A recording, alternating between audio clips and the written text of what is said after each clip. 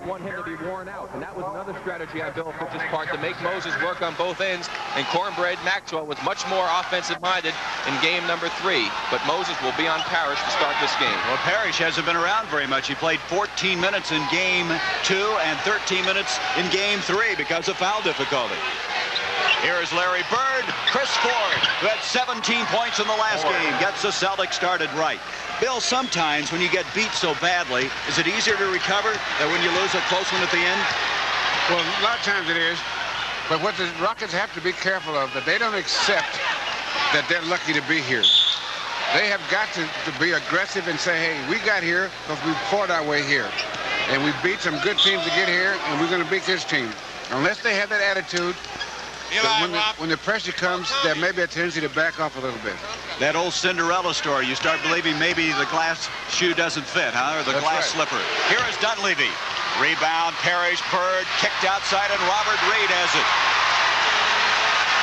Robert Reid to Billy Paltz. Rebound is, rather should say, rejected by Parrish, and that was what Paltz has done so well in the early games, Bill, is get him started with a shot that would drop like that. Yeah, but see, a guy like Robert Parrish, you can't shoot that shot. Now, a lot of games he's done that with, he's had forwards guarding him, and they're just too little to guard it. Very good point. Robert Reid having a difficult time. Malone tries to follow, and Reid tries to chase it down, and it's going to be Houston's basketball. Well, they're getting opportunity after opportunity. Well, the Celtics, you know, in this year, most of the game starts kind of slow. So it takes about 4 or 5 minutes to find out what's going to happen, really. Dunleavy off to Henderson. Moses Malone, a big power move. And we're all even as Bill Fitch looks on. Moses Malone, who had 23 points the last time. In game 2, he had 31. In game 1, 13 points. There's a foul on Billy Paltz. Reaching in on Cedric Maxwell. There you see the push by Billy Paltz, picked up the foul right away, just shoved Maxwell in his attempt to get control of the ball. Now, one thing you have to watch for in a game like this, you have to see what kind of fouls are the referees calling in the early going. Because until you adjust, you have to play in a way to find out what's going to be a foul. Now, yesterday, for example, Robert Parrish found out very early they were going to call it pretty close inside. Now, today, you'll have to see, because you have to adjust to the referees. Parrish. That's also a part of adjusting to the other team. Parrish has hardly been able to move around at all, committing fouls. Dunleavy's shot misses. Billy Paltz.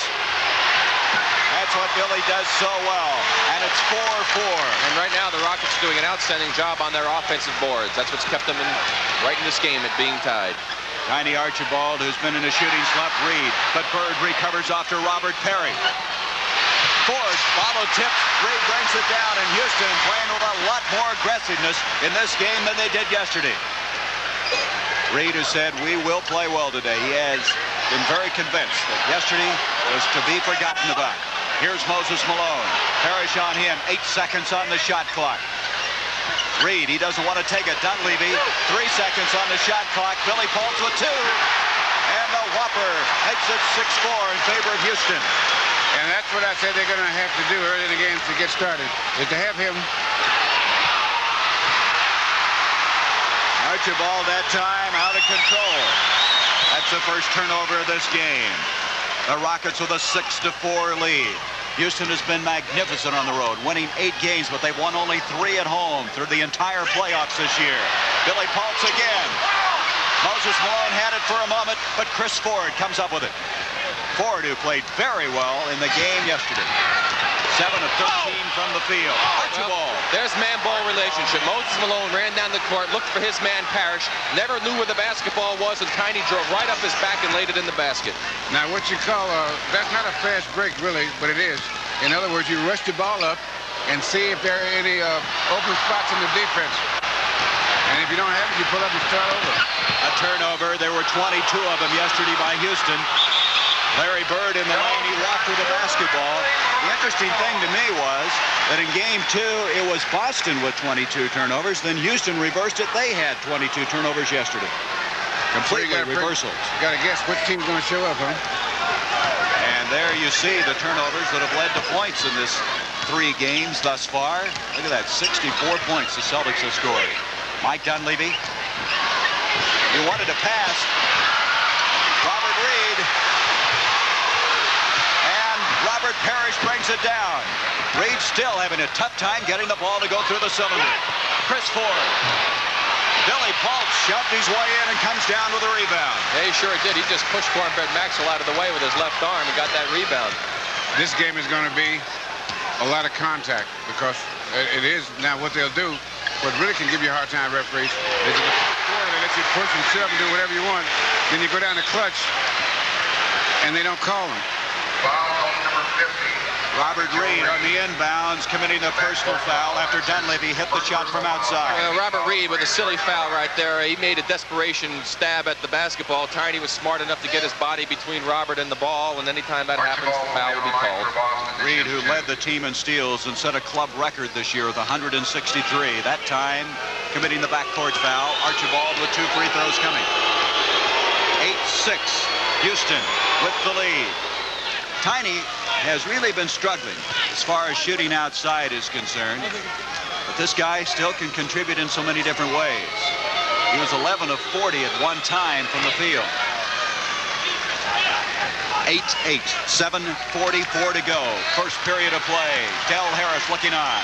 Here's Dunleavy. Only took 3 shots yesterday. He hit 2 of them. We may see him shooting more today. Broken up by Chris Ford.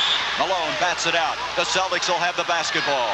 And Mike got hit in the right eye that time. Looks like he's okay. And he sure takes a beating. He puts his body up for grabs every time he plays the game. He comes out even. You can count on that. You can't say he gets beat up. You can say he's in a fight. Here is Ford out to Archibald. There's a draw, in other words, huh? Here's Robert Parrish against Malone. Tough shot. And Robert Parrish gives the Celtics a 10-8 lead. Parrish yesterday had 11 points. He scored 9 of them within a matter of seconds. Well, I'll tell you, Robert's gone a long time already in this game without a foul, so he probably feels like things are really going his way. Turned over a new leaf. Dunleavy, Mike Dunleavy, asserting himself with 4 points. 10-10 our score. Boston jumped out in a hurry in the game yesterday. A foul on Malone, trying to stay with Robert Parrish. There you see Mike Dunleavy working without the basketball. He goes and runs off the screen, the double screen by Paultz. Now he hooks back over. He went a little wide. Chris Ford was late getting to him. Robert Parrish has to come over to help out. Gives a good ball fake. Parrish up in the air, lays it in the basket for 2, and we got a tie ball game. Rainmaker to ground. Okay, Rainmaker. One more, how to do it? Raj picking us up a refill. Tell that fire not to go anywhere. Bullseye! You got it! Does that mean it's Miller time? Roger, over and out. Well, it's time to relax. One beer stands clear. If you got the time, Miller's got the beer. Want to see the sheathing used in most houses today? Alfred! It would take 5 layers of this stuff to equal the insulation value of 1 inch of Thermax by Celotex. No wonder everybody's screaming about their energy bills. For insulating, nothing is more efficient than Thermax by Celotex. For new homes, for re-siding, farm buildings, factories, everywhere. Alfred, who was that man? I don't know, but he left this silver Thermax. Unleash the spirit. Unleash the spirit. Blue Stratos. Blue Stratos, the spirited new men's cologne and aftershave, as brisk and bold as the open sky. Blue Stratos. Blue Stratos, for the free spirit in man. Unleash the spirit. Unleash the spirit. Blue Stratos. No. At halftime, we have a lot coming your way. Very ambitious program. Rebound with a guy by the name of Bill Russell. Heard of him. The Pepsi-Cola NBA Hot Shot Championships. And from the CBS Sports Desk, Brent Musburger will update us on what's happening. And the Miller High Life NBA Player of the Year. All year long, you know, we were voting on the players of the game, and now we will announce the Player of the Year. Also, from the CBS Sports Desk, Brent will be getting into a story about Billie Jean King 1 week later, how the controversy has affected her, and Moses Malone, some of the pressure he went through when he's recruited out of high school. A tough game, the recruiting game. That's all at halftime, so stay with us. 10-10 our score, 6:45 to go, first period. Larry Bird. Reid playing the tough defense as usual in this series against him. Parrish has hit another one. Robert Parrish now has a total of 4 points. Well, they had a good set play that time. It was back pick by Ford on Malone. Then Malone fought through it, and when he got out there, Parrish had already started a shot. Houston shot only 30% in the last game. Right now, they're shooting 38%. Moses Malone, top shot, tries to follow his own, and Parrish has a rebound. Parrish playing very well right now. Yes, he is. Larry Bird. And Bird, you can put that away, who hit only 3 of 11 yesterday, was dead center with that shot. His first 2. And it's a 4-point lead now for the Boston Celtics. I can't get over, Bill Russell, how Larry Bird contributes where they need him. Yesterday he had only 8 points, but he did everything else so extremely well. There he goes for the steal. It'll be off of Bird with 10 seconds on the shot clock. Yes, it's total unselfishness, isn't it? Well, what you do, a great player has to do things that not only helps, but permits his teammates to play. Robert Reid, and Reid gets that one to drop, and he has really had a tough time getting anything to go in for him. He had 2 points in game 2 and 1 point yesterday. Here's the steal. 14-12, a chance to tie it up as Dunleavy. We're all even. At the 5:30 mark. Tiny, a little out of control that time. He got himself caught up in the air, threw the ball away. Rockets turned it into a fast break layup. Very seldom you see Houston explode like that. As they like to slow it down, but they had 4 points in a hurry. 8 seconds on the shot clock. Robert Parrish again. He may be headed for a big afternoon. Parrish averaged almost 19 points a game in the regular season of play. He has 3 field goals already, and Houston has asked for a timeout. We'll see the break again. There goes Tiny into a lot of traffic. Throws the ball away, knocked away by Paulson to Reid's hand. Reid takes off down the court. He'll make a real fine pass to Dunleavy, who fills the wing. He takes it by Larry Bird, who didn't have the position to make the play. 2 points for the Rockets. I got my passport. I'll be right over. For all those trips that are too big for the feet and too small for the car, Honda presents the Passport. I told you we needed a passport! It has an electric starter, and it gets up to 130 miles to the gallon. I'm sorry, monsieur. You cannot park here without a passport. The Honda Passport. Get one. It'll take you almost anywhere. We're Exxon. We're Teresa Hovey, who helps load oil from the Alaska pipeline onto an Exxon tanker. We're Captain Silcox, who takes the oil from Alaska to the Panama Canal. We're the crew of a smaller Exxon tanker, bringing it through the canal to our refinery. We're Captain Worley, in charge of moving products up the Mississippi. We're Toli Guba, who distributes products to our customers. We're more than 100,000 people working on energy. We're Exxon. Yes, sir. I'd like to have this 35mm film developed. Well, you're in the right place. Oh, just a minute. Do you use Kodak paper? Sure. Look on the back of this photo. See, this paper manufactured by Kodak. We use Kodak paper because we believe in quality. Yes, but how can I be sure to get it every time? Well, just ask for it here. Where you see the sign, the one with old, what's-his-name on it. Old what's-his-name? I was just kidding, Big Joe. CBS Sports Sunday. Exciting lightweight action as Cocoa Sanchez faces a tough Jose Ramirez. Plus, determined divers leap for honors next here on CBS Sports. In that fight from Inglewood, California, it'll be coming your way live, and we have some international diving. Well, there are going to be 75 divers from 16 countries. They're going in a 3-meter springboard and the 10-meter platform, and this is really the first major important diving competition since the Olympics. And the skiing championships, Bill Russell will talk about that in a little bit. Moses Malone scores. Bill, they go 124 miles an hour on skis. I know you do in your car, but I didn't realize that was possible on skis. Well, you know, when it comes to skiing, Gary, my ancestral castles are in the tropics. Larry Bird again. Now let's go back and develop Larry Bird, as he just hit 2 from that same spot. We were talking about the unselfishness of it. Now the great player, when I said he has to do things that permit his teammates to play, he can't have the ball all the time or be a focus of attention all the time. He has to, like, set picks, be a decoy. He has to do a lot of things so that his teammates can do what they do And so that when he does it, that's what makes you win, and not to keep you in the game, but to make you win. Parrish, one of the few misses he's had. It's all even, 18 all. And they made a defensive switch. They have Billy Paltz on Parrish right now, as you saw in that last play. Billy Paltz is like going around a refrigerator to get around him. He's so big. Dunleavy follows his own shot. Passes off to Malone, and Malone has a jump ball. Crowd felt that Malone was fouled. Yeah, I'll tell you, Mike Dunleavy is really being offensive-minded in this ballgame. He hasn't hit the jumper that well from the outside, but when he's missed, he's followed up and gotten 2 good rebounds. There's a nice pass to Malone, but Bird right on top of the basketball.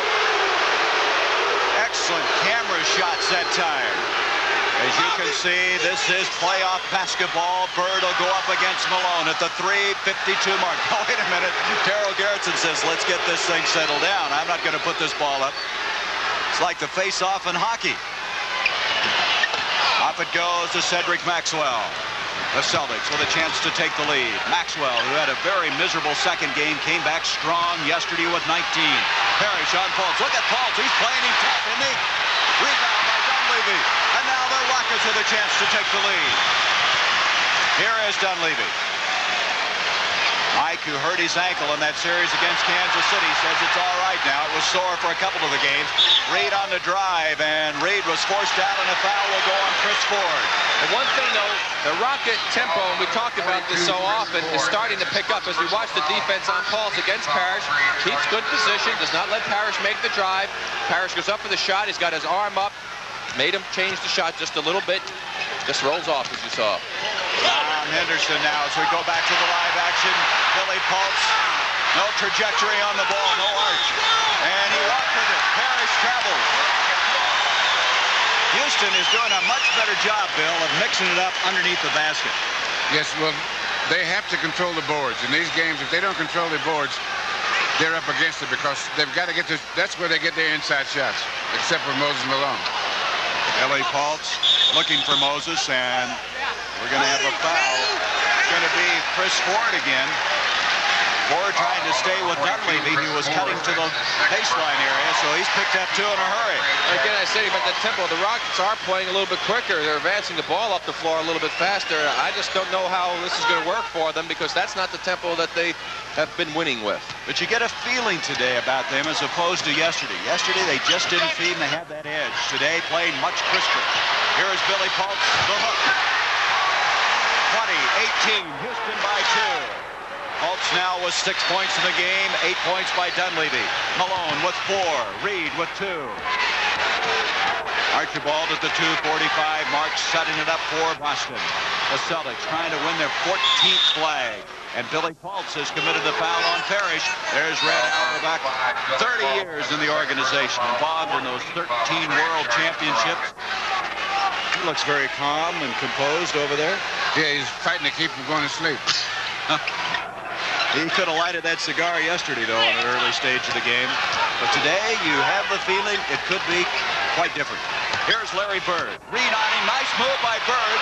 And he's fouled by Paltz again. Paltz now has committed 3 personals. He's going to have to come out of the game. And that could be a big factor as far as the assignments defensively because Paltz is doing a good job on Parrish and they made the switch. There's Bird in the drive. He just doesn't get it quite high enough, but he goes right after it again with that intensity that he's shown so often in this playoff series when he knows he's missed a shot as Willoughby comes in for Paltz. Boy, this guy's played well. Bill Willoughby had 14 points in the second game. He had 12 yesterday to go along with 7 rebounds.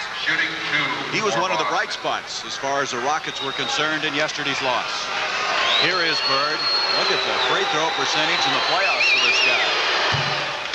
Bird now can tie it up at the 2:29 mark. And right now, Houston has established themselves in a real good inside game, something they couldn't do at all. They couldn't do anything right at all yesterday. They have 9 inside baskets inside that 12-foot area. The Celtics with only 4. 20 all. Now, the Boston is starting to apply the pressure to make it difficult to make the passes. So what you do is you put pressure on the passer, and so that the perfect pass is not easy to make. If you got defense on both ends of the pass, on the passer and the receiver, that makes it a little more difficult for the guy to get the ball exactly where he wants it. Bird thought that ball was off of Houston. He was going down to the other end, but it's Houston's ball, and Reid gives him a 2-point lead, 22-20. And that's a good sign for Houston. Reid now starting to get involved offensively. Well, he shot the ball, but he still hasn't hit an outside shot. He's only made 2 layups in the ball game, and he's had trouble even making them. But that should help his confidence somewhat. You got to start somewhere, right? It's better to start in close. Maxwell with Willoughby on him, and Willoughby commits the foul. Cedric Maxwell with the lead in. That's the first foul now on Bill Willoughby. There you see Maxwell gives a good ball fake. Willoughby had himself turned sideways, and Cedric just stepped around to the side of him, and he caught him with the body as Cedric laid the ball up. You know, Bill, Maxwell's kind of a deceptive guy, isn't he? You look at him sometimes, you can't believe it. He does some of the things he does. Yeah, he's a pretty smart player, you know. He takes his time, and he doesn't shoot from 15 feet. The only shot he takes, as long as he's taking now, is a free throw. And yet he can get in there, and they know he's not going to shoot any further now, and he's very effective, though. Well, that's the reason he led the NBA in field goal percentage a year ago. He's third this year. As Bill Fitch said one time, he has a little nest under there. Well, I'll tell you one thing. This game has turned from the game yesterday. The Celtics are getting to the free throw line in this game. They've gotten 6 points on the free throw line. The Rockets have yet to shoot a free throw. And it's all even. 22 all. 1:39 to go in this first period. Willoughby, who's been shooting well. Malone tries to follow, and it's going to be off of Malone. Actually, Robert Reid got that from over the top. If he hadn't jumped to Malone, he might have had a foul. Boy, Malone really draws traffic. He goes up, and he has green shirts completely encircling him. Bird, broken up by Reid. Wait a minute. Ed Rush has spotted a foul on Willoughby. When Maxwell was cutting, the defender pushed him. That's going to be Willoughby, and now we've got a technical on Del Harris. And I'll tell you one thing that Del Harris is concerned about in the games up in Boston that he talked about before yesterday's game was the effectiveness of Cedric Maxwell coming from the weak side of the floor, the side away from the ball, actually, and coming to the basketball and getting that good low position. And that time on his cut, Willoughby tried to stop him and was called for the foul. Del Harris, as Tiny Archibald shoots a technical that was called on the coach of the Houston Rockets. 23-22, and now Maxwell will go to the line after the foul on Willoughby. Cedric Maxwell was the first to admit that he just psychologically wasn't ready to play in Boston. He had 6 points in game 2, then had the game high for the Celtics yesterday. He's off well today. Here we'll see the play again. There's Tiny and Bird on that side. Now see Maxwell as he starts to make the cut across. Willoughby gave him a little bump. He held him to begin with, and then he gave him a little bump when he went for the pass. For good measure. Maxwell with 4 points. Malone with the rebound. A 2-point lead now for Boston. That's the first free throw they missed too, Gary. 8 for 9. Tom Henderson. Tiny on top of him. Tiny playing with that ankle, and 5, it bothers him. Malone, power move by Moses.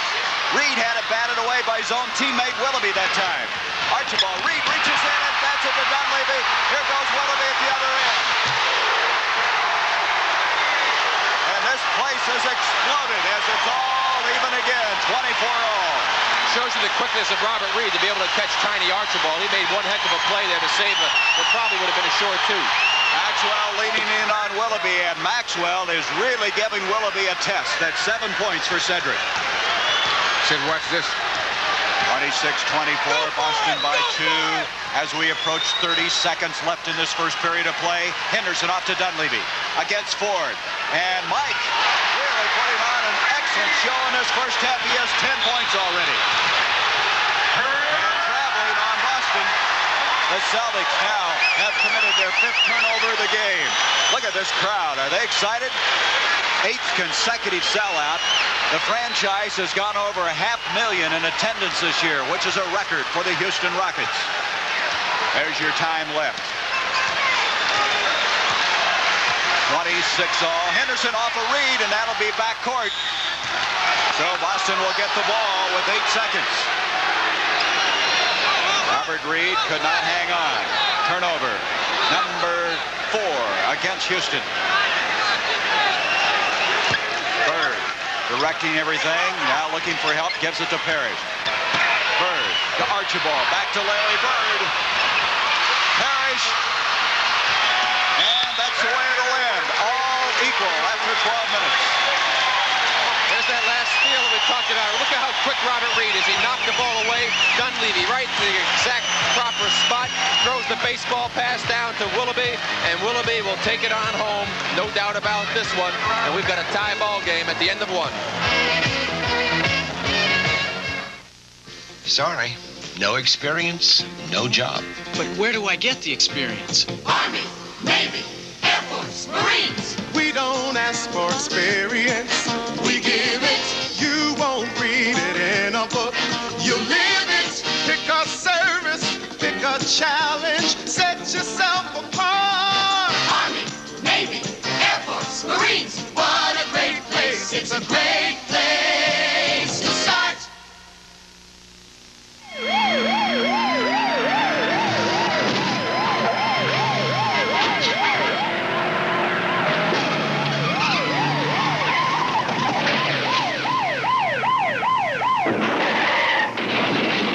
Okay, we got it. Great shot. You got me. Come on, Slowpoke. It's Miller time. When it's time to relax, Miller's got the beer. This is Wes Unseld of the Washington Bullets talking to you straight about USO. You know, it takes a lot of hard work to become world champions. USO is another champion. Every day they bring a little bit of home to our servicemen and women who are away from home. USO volunteers are there to help with a problem, provide information on hundreds of subjects, and generally make military life a little easier. You can help support your USO team. The preceding announcement was presented as a public service by the National Basketball Association. Jim Jones and the Special Olympics, which reminds us at halftime we will be naming our Player of the Year, the NBA Miller High Life Player of the Year, and a $5,000 check will be presented to the Special Olympics in the name of that player on it. We're going to wait to tell you who it is at halftime. Commissioner Larry O'Brien looking on. I noticed the statistic you have there, the offensive rebounds, Gary. What was that, 10-2 in favor of Houston? And as a result, Houston has taken, and these are unofficial, of course, here, approximately 30 shots so far in that first quarter. Only 18 by Boston. 12 for 23 inside of 12 feet for Houston. Boston 5 for 9 only, and outside shooting 1 for 7 for Houston, 4 for 9 for Boston. But the free throws kept Boston in the game. Well, you know, Boston committed only 2 fouls in that first period. And you know, there's another change for Houston. Calvin Murphy has not been in the game. Well, he's been really struggling. He's hit 7 of his last 23 from the field. Malone is fouled. ML Carr is checked into the game. That foul will go on Robert Parrish, his first. But as mentioned, it's been a long time in coming. He's had many fouls before this at other games. Here's Rick Roby now coming in, and they're going to get Parrish out. He commits 1 foul, and Bill Fitch says, let's give him a breather. Roby has played well against the Houston Rockets. 26 all as we start the second period. ML Carr in, now Roby is checked in. Robert Reid, that outside shot. That's the one he's been looking for, and the Rockets lead by 2. Reid now with 6 points in the game. Reid had 27 points in game 1. He scored 3 points in the next 2 total. Maxwell looking for Bird. You see Reid just all over the place playing defense. Excellent job by Reid. 7 seconds on the shot clock. Roby double team. Dunleavy comes up. This is a different Houston team today. Yes, they've made some adjustments. And like I said, they haven't brought Murphy in. They're playing these guys a lot longer. And they're doing some different things. Mike Dunleavy is doing a heck of a job out there for him. Malone makes a fine roll in. Dunleavy said before the game that he felt he had to get more involved in the offense, and he's done just that. Bill Fitch doesn't like the way things are going. You saw Gavin Maloof, the owner and president. He's excited. His team, the Rockets, up by 4. Here you see the good play by Dunleavy. Here comes Roby on a move against Malone. He makes a spin move. Dunleavy blindsides him and picks up the steal.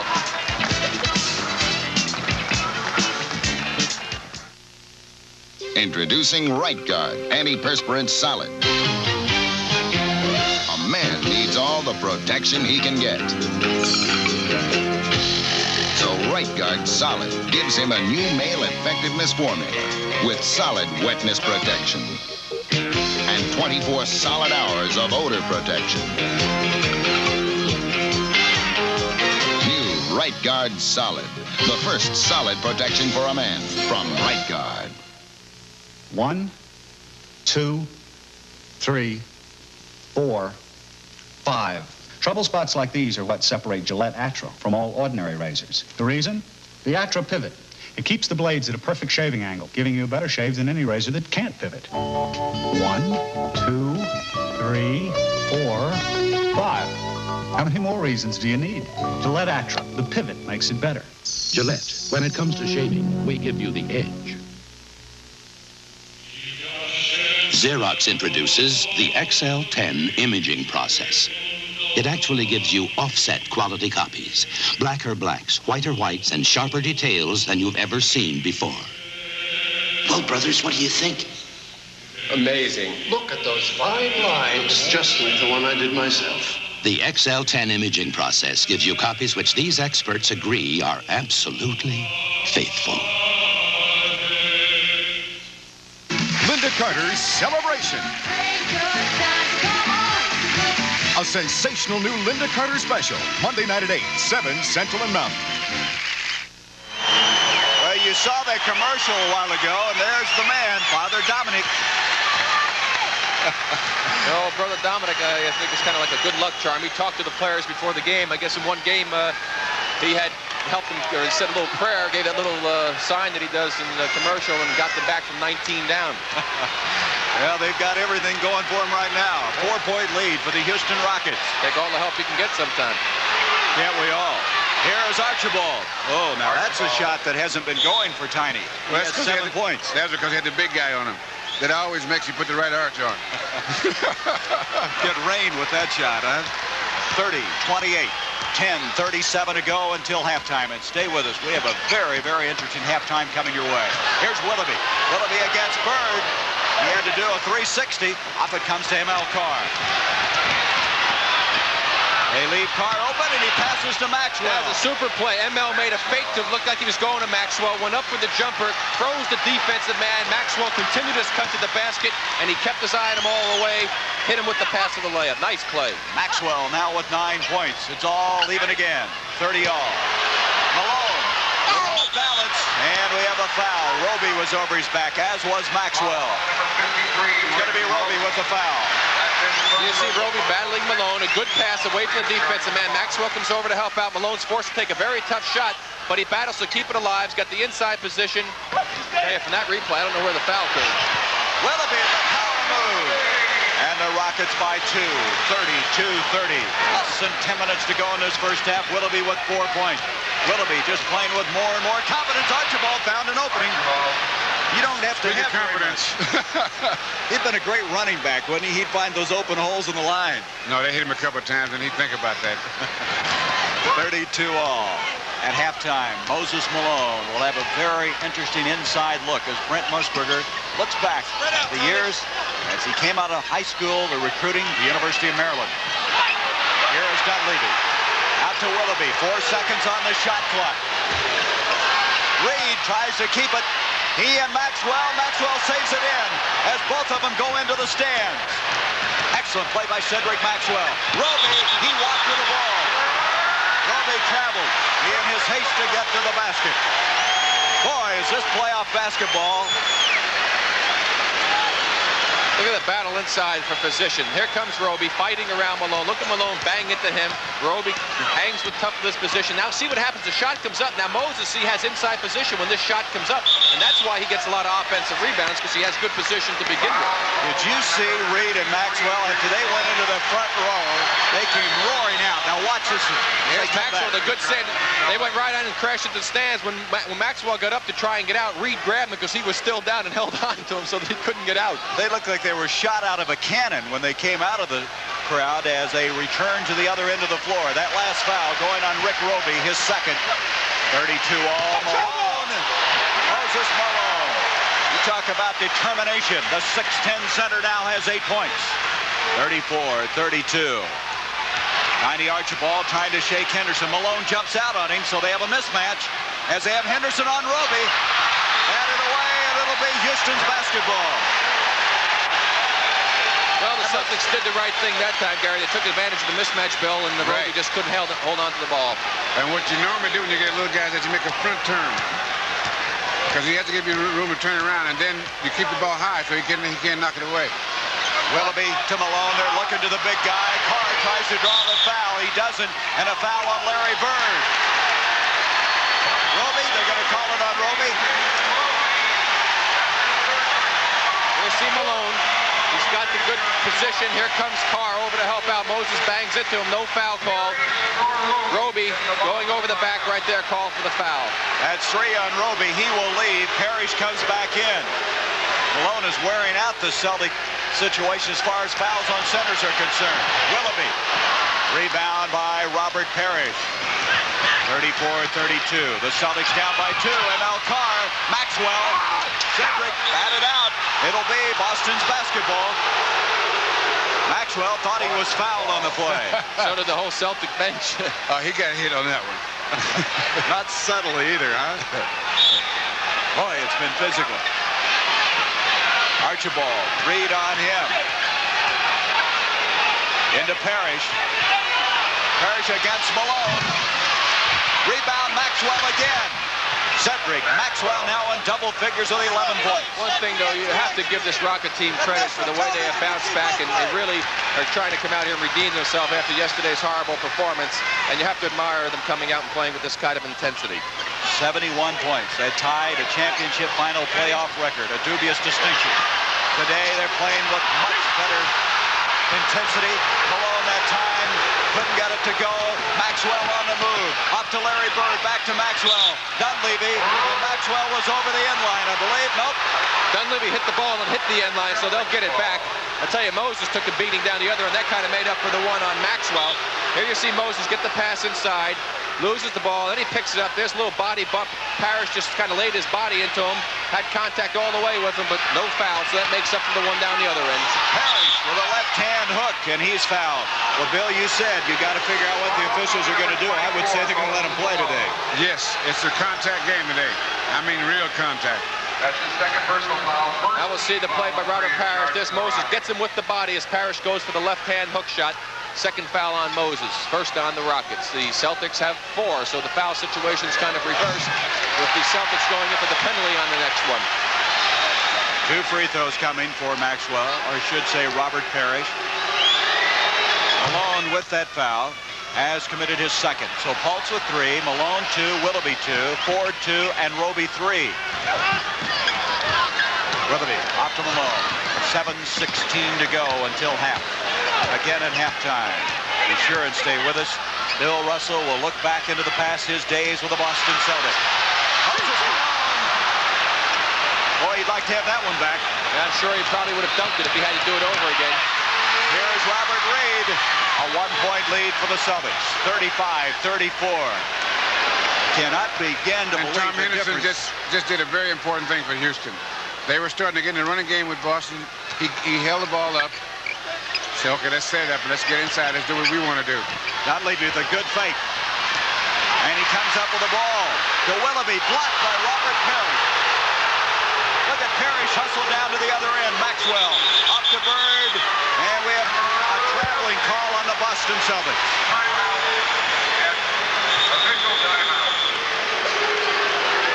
You ever see the play? Dunleavy tried to draw the foul, took an off-balance shot. He hustles back, picks up the rebound, gets it to Willoughby. Willoughby for the dunk. Parrish gives over, makes a super block on the play.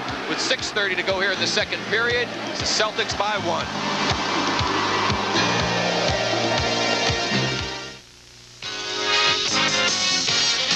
At Transamerica, we're out to make your life a little brighter with loans from Transamerica Financial. Last call for flight 106. With low-cost international flights from Transamerica Airlines. And even with machines from Transamerica de Laval that help light up whole cities. First-rate service at a fair price. Transamerica.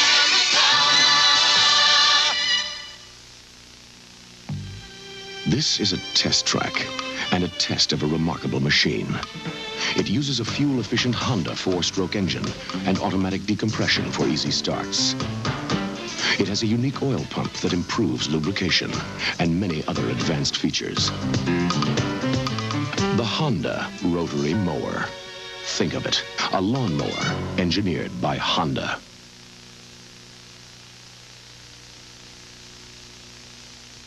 We asked Roger Staubach to find out how people spell relief. How do you spell relief? For acid indigestion, ROLAIDS. For heartburn, ROLAIDS. Rolaids really does spell relief. Like a sponge, Rolaids antacid medicine consumes 100% of the acid required to give millions 100% relief. How do you spell relief? For acid indigestion, ROLAIDS. For millions of Americans, Rolaids spells 100% relief. Next weekend on CBS Sports, two-day coverage of the Colonial National Invitation. Defending champion Bruce Litsky and Masters champion Tom Watson expected to compete here on CBS Sports. The Colonial, what a finish they had at the 18th hole last year. Game number 5 will be coming up right here on CBS Tuesday night from the Boston Garden. The Rockets against the Celtics. And this game today is something as Kevin McHale comes in. I started to say before that last break, Bill, this just shows you what can happen in this game. You get beat so soundly yesterday, and today you'd never know that Houston was beaten like that. Well, you can't dwell on a beating. You got to get ready for the next game, and they've done a pretty good job. One thing I've noticed they've done is they're playing at a little faster pace because the different personnel they're using and the way they're using them today. Steal by Carr. Dunleavy hits hard on the floor. Carr taking Robert Reid. ML Carr always seems to come up with one of those each game. Yeah, he sure does. He made a tough shot that time, too. I'll tell you this, one sentence you can live by in the NBA is in the NBA, you should always expect the unexpected. Willoughby. Here's that steal by Carr. Again, the anticipation on the pass. He does that so well. Knocks it out in front of him. Has a little trouble picking it up. Now the little fake. Reid doesn't take it, and he has to make a very difficult shot. Willoughby was 6 points, and Willoughby is making things happen. He's going after the basket. Here's Larry Bird. And we have a loose ball foul. Darryl Garretson spots it inside. Kevin McHale. It's going to be McHale who just checked in. His first personal foul. The Celtics with a 1-point lead, 37-36. McHale did not play all that much yesterday. However, he has been playing very well in the series. He had 12 points in Game 2 as Gerald Henderson comes in. This is the guy that's really been a surprise. Henderson has come in all 3 games, been in double figures. Well, one of the things, Gary, we mention so often is confidence. I feel regardless of what you're doing in life, you have to have confidence in what it is that you're attempting to do. And Gerald Henderson has finally admitted that he has more confidence in what he's doing on the basketball court. And as a result, he's a much better player for it. He says he's more relaxed. I think that rookie year he was doing some things under a lot of pressure. Relaxation comes with confidence. And so Henderson in the game. Willoughby missing the first free throw. He can tie the game up at the 5:37 mark and does. That's the first 2 free throws that the Rockets have shot in this game. And in that first period, a complete reversal as now Gerald Henderson brings it up. Second-year man out of Virginia Commonwealth. Bird, beautiful pass to Carr. McHale with a follow tip. Moses Malone comes out of there with it. They did everything on that play to get the ball to go in. And now Houston with a chance to take the lead. The Rockets have set an NBA playoff record this year with 8 wins on the road, but they're 3-4 at home. Boston had the best road record in the NBA this year. Reid. Big play for him as he is fouled across the middle. Reid still not getting the ball to go in like he'd want to, but his second and third efforts have really helped. That'll be Larry Bird with a foul. His first, the penalty in. And Robert Reid has done an outstanding job, again, defensively here in this game against Larry Bird. Larry has not been a factor offensively for the Celtics so far, and Reid is starting to pick up his momentum on the offensive end of the court. We have a timeout with 4:58. Rick, we were discussing this before the game, and we should develop this, and that is that a lot of players think it affects their offensive game. They have to play so well defensively. Sometimes you feel differently. Well, I really did. I felt that at times, if they played a good, tough defense, it helped to get you going offensively, turn things over, a few steals, and it did at times carry over.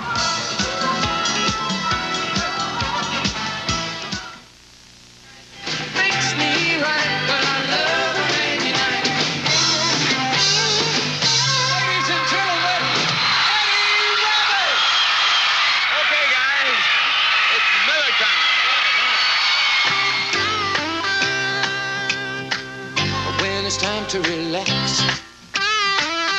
One beer stands clear. If you've got the time, we've got the beer.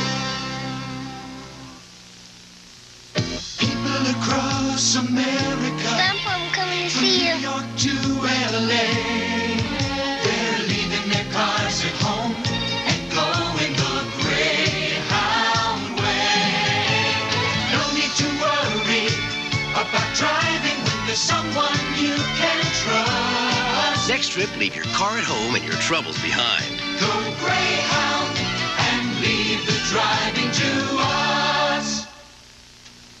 Deadline, Saturday, May 16th at Sears. The Sears 48 battery is on sale. Next to the Die Hard, the best-selling replacement battery in America. Now only $44.99 with trade-in, save $10. And while they last, 40% off at Sears. Sears steel-belted radials, the tire with the heritage of the tough roads, and our largest dollar savings ever, 40% off. For great automotive values, you can count on Sears.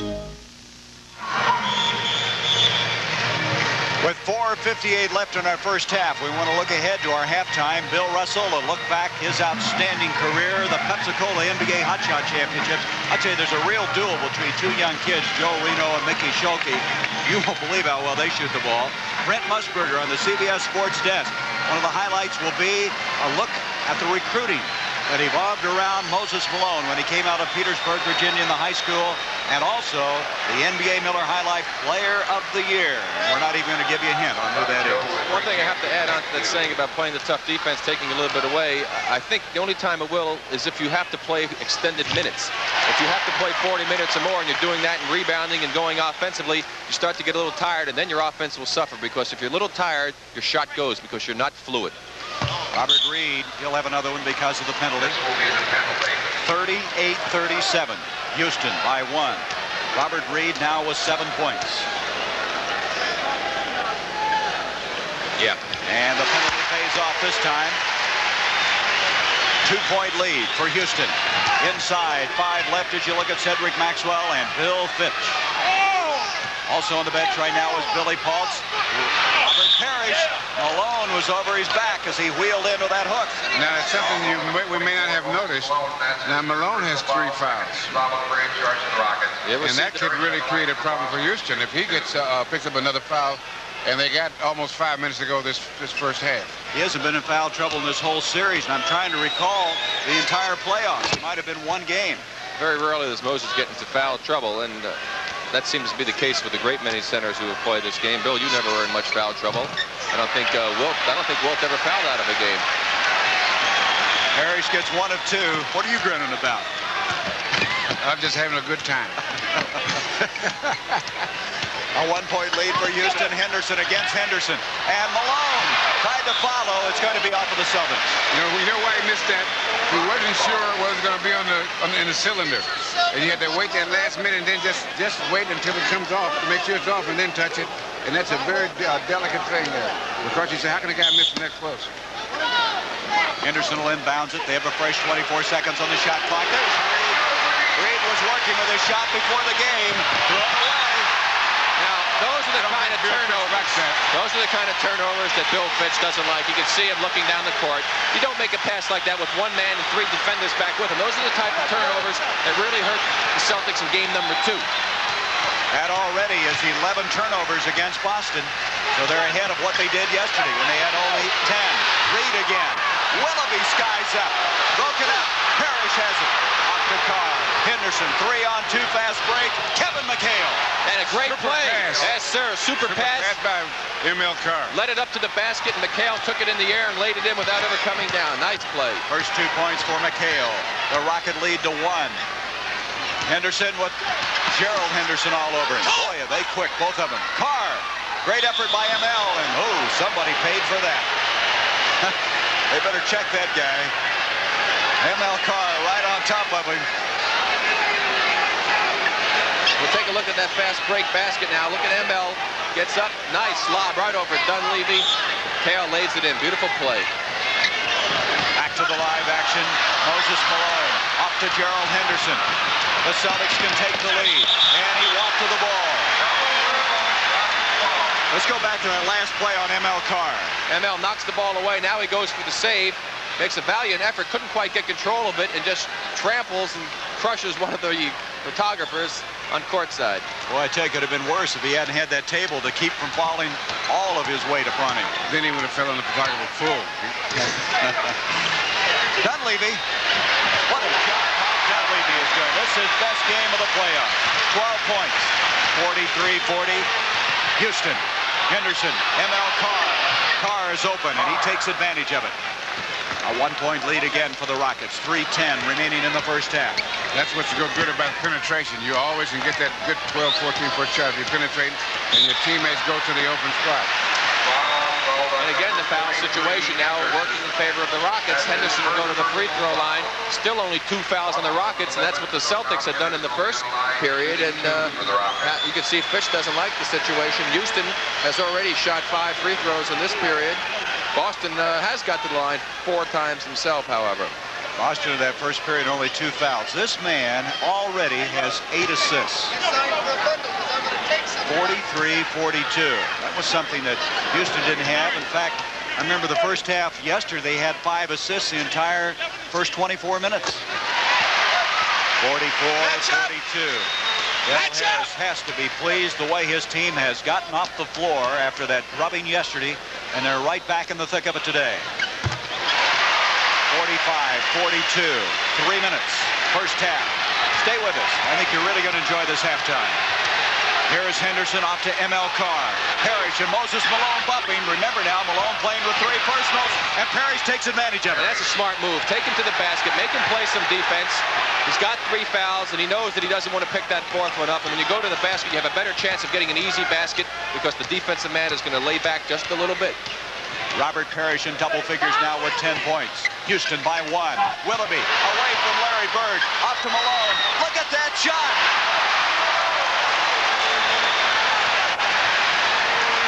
I don't think Moses practices that one too often. That basket will not count. There we'll see that shot by Moses Malone again. There's Willoughby with the basketball. He goes in. Like he's going to go for the dunk. He sees Parrish, thinks better of it, gets it to Malone. Malone goes up, turns around, throws it over his head without even seeing the basket, and it goes in. And that's all that really matters. The Rockets are up by 3. Fact. You're about to witness an act of violence. Brute force exploding, unleashing friction at its worst. Because when you start a cold engine, it's barely protected by motor oil. What can you do? Fact. Use the black oil Arco Graphite. The oil with graphite. The lubricant that makes Arco Graphite reduce friction better than any other leading oil. Arco Graphite. The oil that's fact, not friction. Look for Arco Graphite's $1.80 refund offer. Tap is beautiful for pizza. Tap makes it beautiful for you. Tap is the way to do it. There's really nothing to it. Tap makes it beautiful to fix up.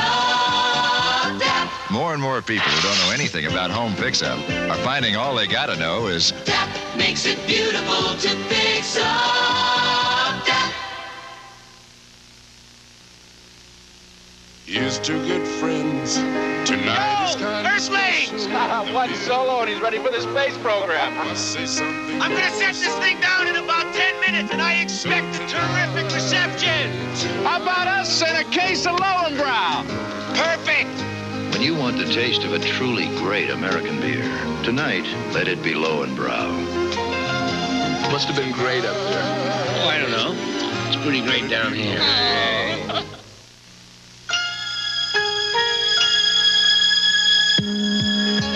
Taste Sheridan. Taste Sheridan. Come to a Sheridan. I love the taste of Sheridan's. You're gonna love every inch of the place. We've got taste. Sheridan, you've got taste. We've got style. For a great hotel in the center of things, call 800-325-3535. We've got taste. The Houston Rockets had never lost 2 games back-to-back in the series in the playoffs. And right now, the 3-point lead with 2:22 remaining in this first half. At halftime, we understand that as you look at the turnovers, look at that, 12-7. Also, Houston's out-rebounded Boston 23-16. Understand at halftime, Brent Musburger will be doing a story on Jack Reynolds, Hacksaw Reynolds, who is not with the Los Angeles Rams anymore, and he's being courted by the Washington Redskins, who've already signed Terry Metcalf. So we have a lot of things to tell you about. Be with us. Here's M.L. Carr. And Kevin McHale reaching over the back has committed the foul. That's 2 on McHale. I think that rebounding total is really something. 23-16, Houston over Boston, Bill. That's something they've really been coming up short on.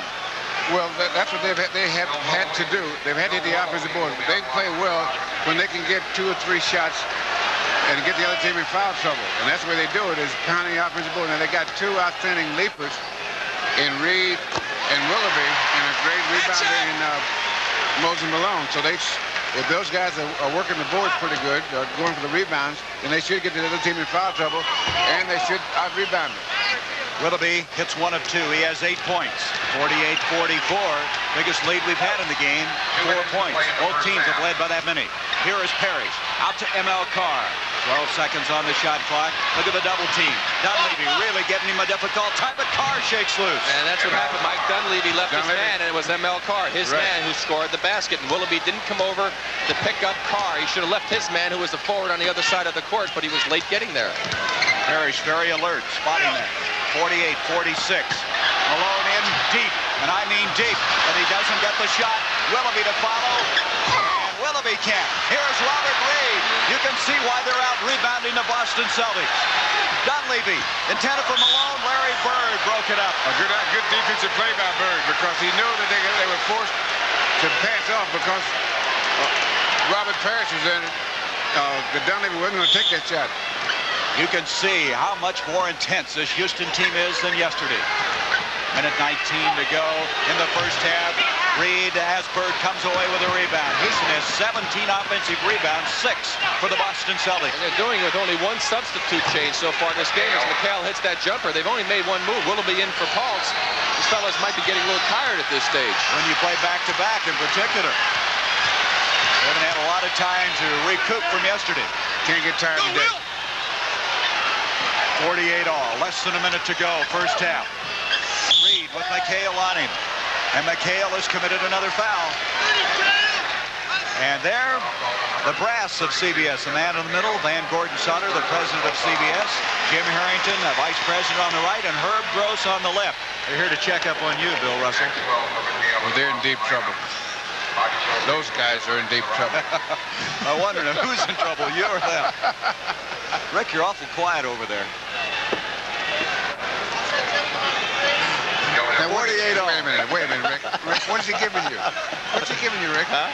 What is this, pick on Rick Barry? I don't understand. All I know is that Boston has done a better job on their inside baskets, Gary. They've gotten 8 so far in this quarter. They only had 5 in the first quarter, and the Rockets only have 5. But the Rockets this time have gone to the free throw line. They've already made 7 free throws. They've attempted 11. Boston's only taken 4, and it was 9 attempted for Boston in the first period, none for the Rockets, so that complete reversal. You know, Bob Stinner, our producer, wanted me to remind you, remember who bought your Blazers now? Those 3 guys that we just pointed out. Great guys. I love them all. And I hope they have a great Father's Day coming up. 12 points now for Malone, 50-48. Houston by 2, 38 seconds left in the first half. Joe Henderson. There's Parrish. Robert Parrish, a much bigger factor in this game today with 12. He had 11 the entire game yesterday, playing only 13 minutes. So he has returned to his regular season form now. You know, he is the best rebounder for the center that the Houston has played in the playoffs. Just hasn't been out there enough. Well, he's done a pretty good job of creating problems for Moses Malone. 2 seconds on the shot clock. 4 left in this first half. That 3-pointer would have counted had it gone in. But we're all even at halftime, and what a first half it's been. It was tied 26 all after 12 minutes, and it's all even after 24 minutes. 50-50 as the Houston Rockets trying to pull even in this best-of-7 series.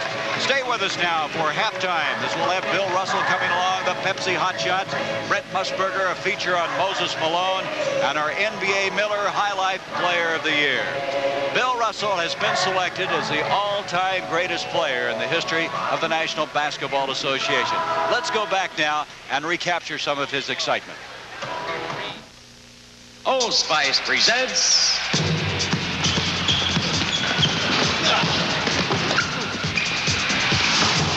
Rebound. Brought to you by Old Spice Stick Deodorant, the deodorant that works overtime. Bill Russell was a 6'9" center who once led the University of San Francisco to consecutive NCAA titles. Even back then, Russell was an unusual superstar. He was an awkward shooter and dribbler. And when he joined the Boston Celtics in 1956, he became a full-fledged basketball revolutionary. Defense was Russell's delight. He was much stronger than his willowy body suggested, and his flawless timing turned layups into jump shots. Russell could stick to his man like a cat on a screen door, but he expanded the defensive range of a center as he eagerly left his man to attack the ball. Russell also proved that a great defense could generate all the offense a team ever needs. And in 13 seasons with the Celtics, he performed on 11 championship teams, the last 2 as player-coach. Russell's offense was brightened by a sprightly hook shot and a penchant for the pick and roll.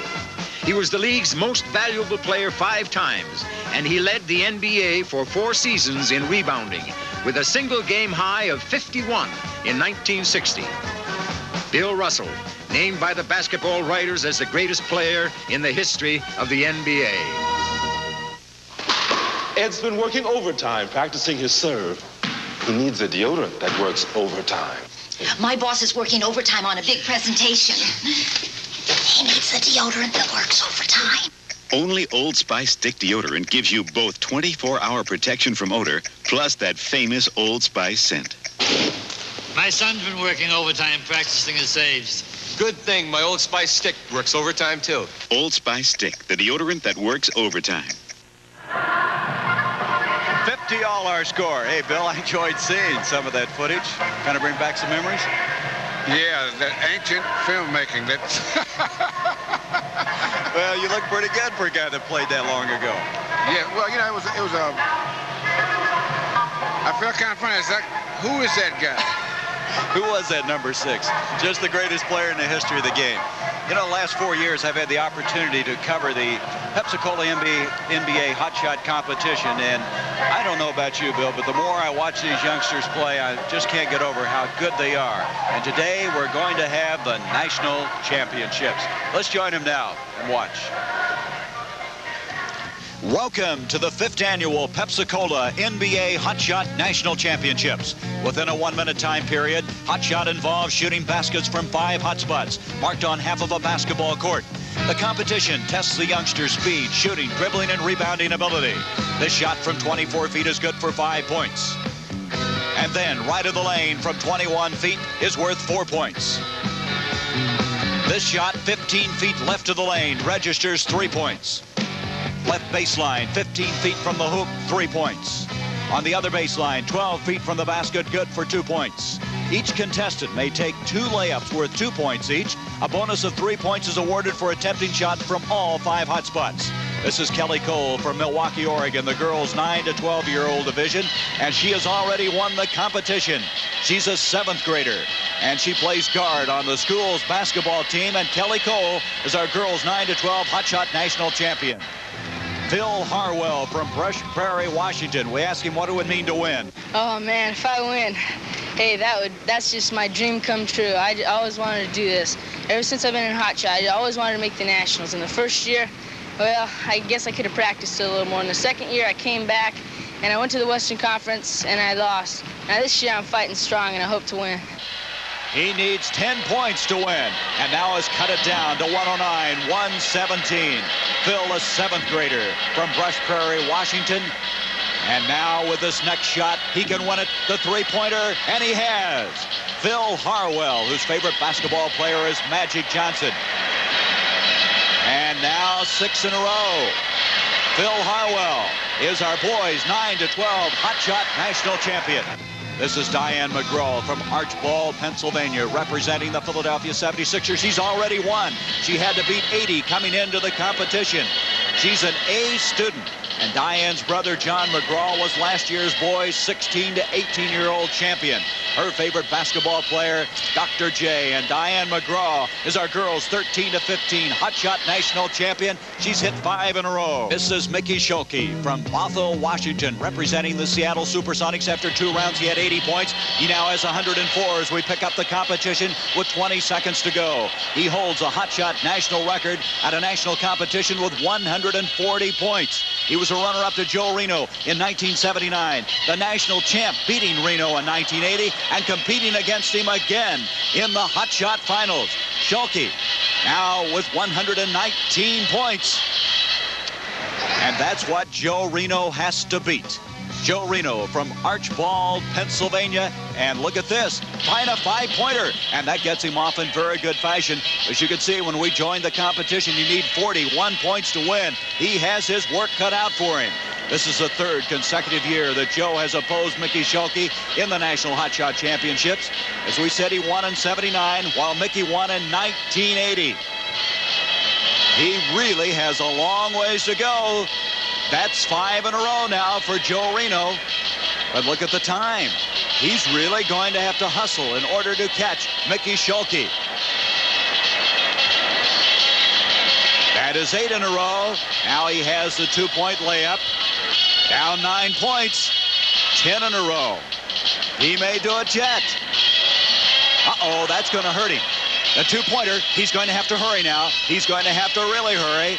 And that's going to cut it to 1-pointer. He's got to hit this 3-pointer to win. And he does. Joe Reno has won his second National Hot Shot Championship. Lisa Pesch of Salem, Oregon. As we pick up the competition, she's already won. She had to beat 81. She's a 10th grader representing the Portland Trail Blazers. She plays guard on the school basketball team, also plays the flute and piano, and her favorite player is Walter Davis of the Phoenix Suns.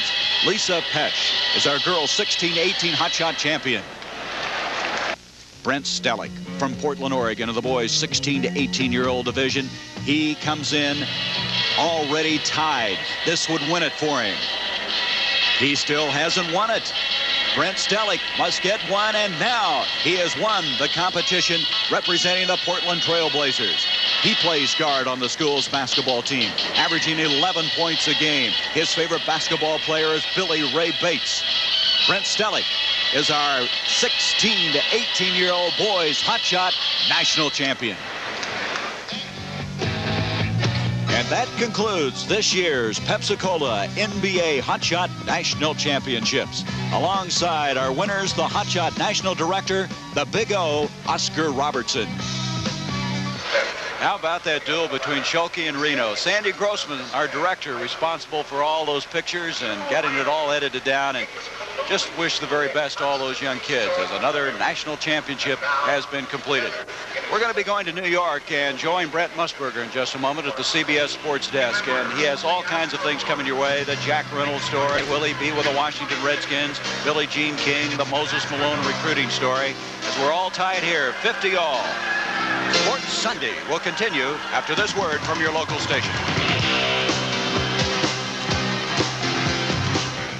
Tuesday, new and astounding scientific discoveries of the future on the award-winning series, The Body Human, The Bionic Breakthrough.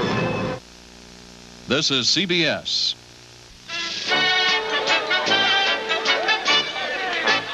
Pardon me, what's going on? Oh, it's a wonderful day for the town. A great beer is coming all the way from America. And here it comes now.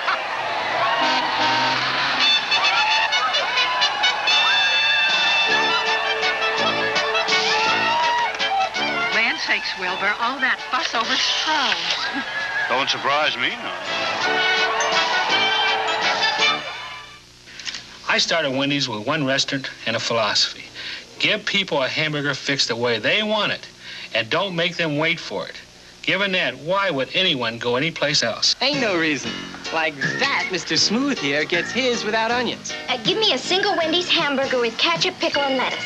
Oh, add cheese. Oh, forget the ketchup and put on a tomato. Wendy's ain't no reason to go anyplace else. Pulsar brought America its first digital quartz watch. Now, Pulsar goes a beat beyond with an exciting collection of quality quartz watches. Pulsar technology keeps the prices dramatically low and adds quartz accuracy that goes beyond any other kind of watch. Unbeatable quality at unbeatable prices. Pulsar Quartz, always a beat beyond in technology, in value. Pulsar Quartz watches available at all Toledo area Osterman Jewelers. Join the news people tonight at 11.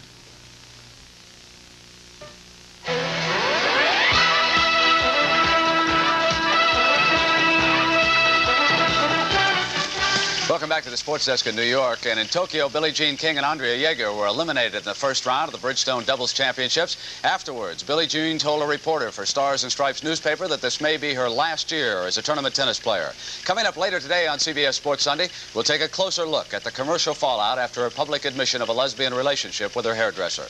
Jose Ramirez is favored to win his 22nd lightweight bout today against Cocoa Sanchez. That 10-rounder will be broadcast live here on CBS Sports Sunday later today.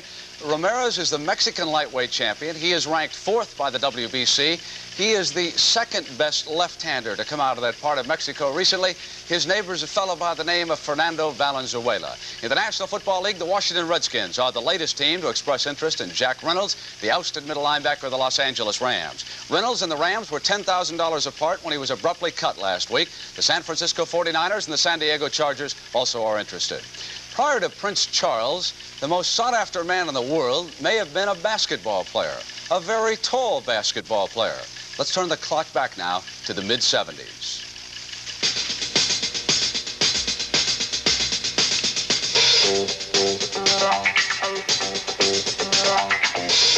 (1974), and Moses Malone was the king of Virginia. He led Petersburg High to a state championship and 50 straight victories. He was the top high school player in the country. Every college team wanted him. Every coach came after him. Moses Malone was a ticket to the Final Four. Those that came in person, I say head coaches, at least 49 or 50. And these were head coaches. That's right.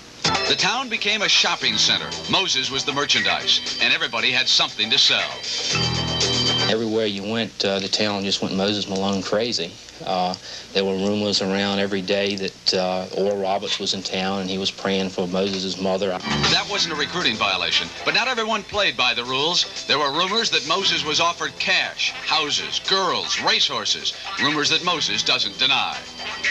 I had people offer me things like, cars, house, money, but unfortunately, I didn't go for it. I just kept my cool about it, kept a low profile, whatever I was doing.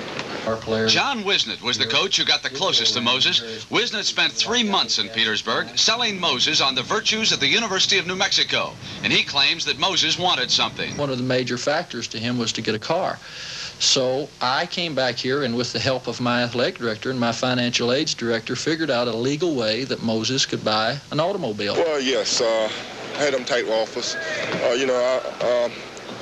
Being the #1 ball player in the nation, I had a lot of people offer me a lot of things. I shared lockers with them in high school, and man, letters every day. Every time I come to the locker and open it up, the letters would pour from everywhere, and letters would have tickets saying, come on here, come on there, Hawaii, New Mexico, everywhere, and it was really wild. Especially to a young man who grew up in this house in a poor neighborhood of Petersburg and was most comfortable on the playground a block away. It was the small town boy makes good situation, and it just happened so fast. It just happened overnight. All of a sudden, you've got a kid from the wrong end of town, and he just happens to be a super athlete. I knew he was going to be good from the time he was in the 10th grade. He was the best offensive player that I've ever seen play. And he almost played at Maryland. Lefty Driesell was the college coach who won the contest for Moses, then lost it to the pros. Oh, I don't know. Maybe it was 4 or 5 days before school started.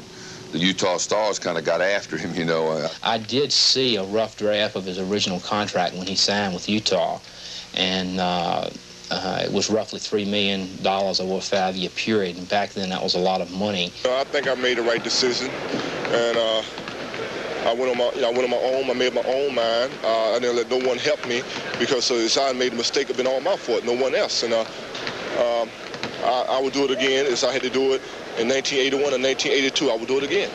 Why not? 7 years later, he plays for an NBA championship. The high school game that was just for fun has made him a millionaire, and that spring that brought all the recruiters to Petersburg is just a memory now, at least until the playgrounds turn out another Moses Malone, and then we'll do it all over again. And after the second half of today's NBA World Championship game, we're going to be taking you live, which is where you are right now, Fort Lauderdale, Florida. We will have the 16-nation international diving competition. They have been coming off that 10-meter platform for about the last 15 minutes. As you can see, the weather is beautiful in that part of the country. Meanwhile, a blow for the St. Louis Cardinals. Right-handed pitcher Andy Rincon suffering a broken pitching arm when a line drive off the bat of Pittsburgh's Phil Garner fractured it last night. Rincon 3-1, including last night's victory. Now let's go back to Gary Bender in Houston. Thank you, Brent. Each week we've been selecting the Miller High Life Most Valuable Player of the Game, and in conjunction with this award, Miller High Life has been presenting a check of $1,000 to the Special Olympics organization. Today we're going to name the Player of the Year, and to do that, two gentlemen, Bill Catlin, who is a Director of Brand Management for Miller Brewing Company, and Dennis Polis of Special Olympics. Bill? Thank you, Gary. First of all, I'd like to thank you and your colleagues at CBS for doing such an outstanding job of selecting the Miller High Life Player of the Week throughout the season. Today, it's my pleasure to present a special award to Moses Malone of the Houston Rockets, who's been selected as the NBA Miller High Life Player of the Year. Moses, to you, I'd like to present this trophy symbolizing your outstanding performance on the court this year. And in your name, I would like to present a check to the Special Olympics in the amount of $5,000 from Miller High Life. Thank you, Bill. On behalf of Ms. Eunice Kennedy Shriver, the founder and president of Special Olympics, and of our entire organization, we'd like to thank both the NBA and Miller High Life for selecting Special Olympics to receive this most generous contribution. With your help, we will continue to improve and expand the Special Olympics program both across the nation and throughout the world. Thank you. Moses, congratulations. Thank you. I'd like to thank CBS, Miller High Life for the MVP Trophy of the Year, and give my best wishes to Special Olympics for the kids around America. Think about the kids and appreciate what they have been doing for the kids around America, and appreciate whatever happened. Just keep on going. The whole CBS and Miller High Life keep doing a very good job. I hope they pick the player every year for the one to win this award, and a great lot of respect. Thank you, gentlemen, very much.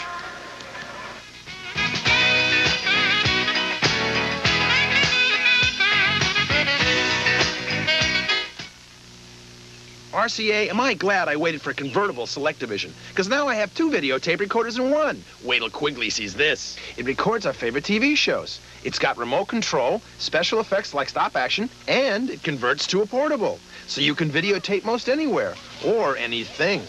And you get an instant playback on TV. Convertible select division. RCA, it was really worth waiting for. Let RCA turn your television into Select-Division. Now there's a place where they have their own authorized mechanics, quality parts and service, and prices you can afford.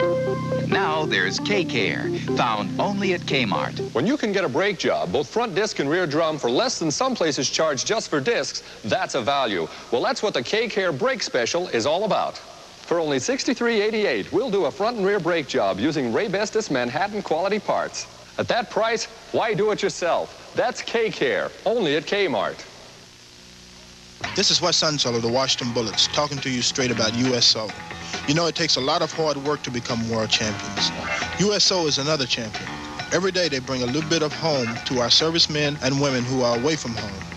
USO volunteers are there to help with a problem, provide information on hundreds of subjects, and generally make military life a little easier. You can help support your USO team. The preceding announcement was presented as a public service by the National Basketball Association.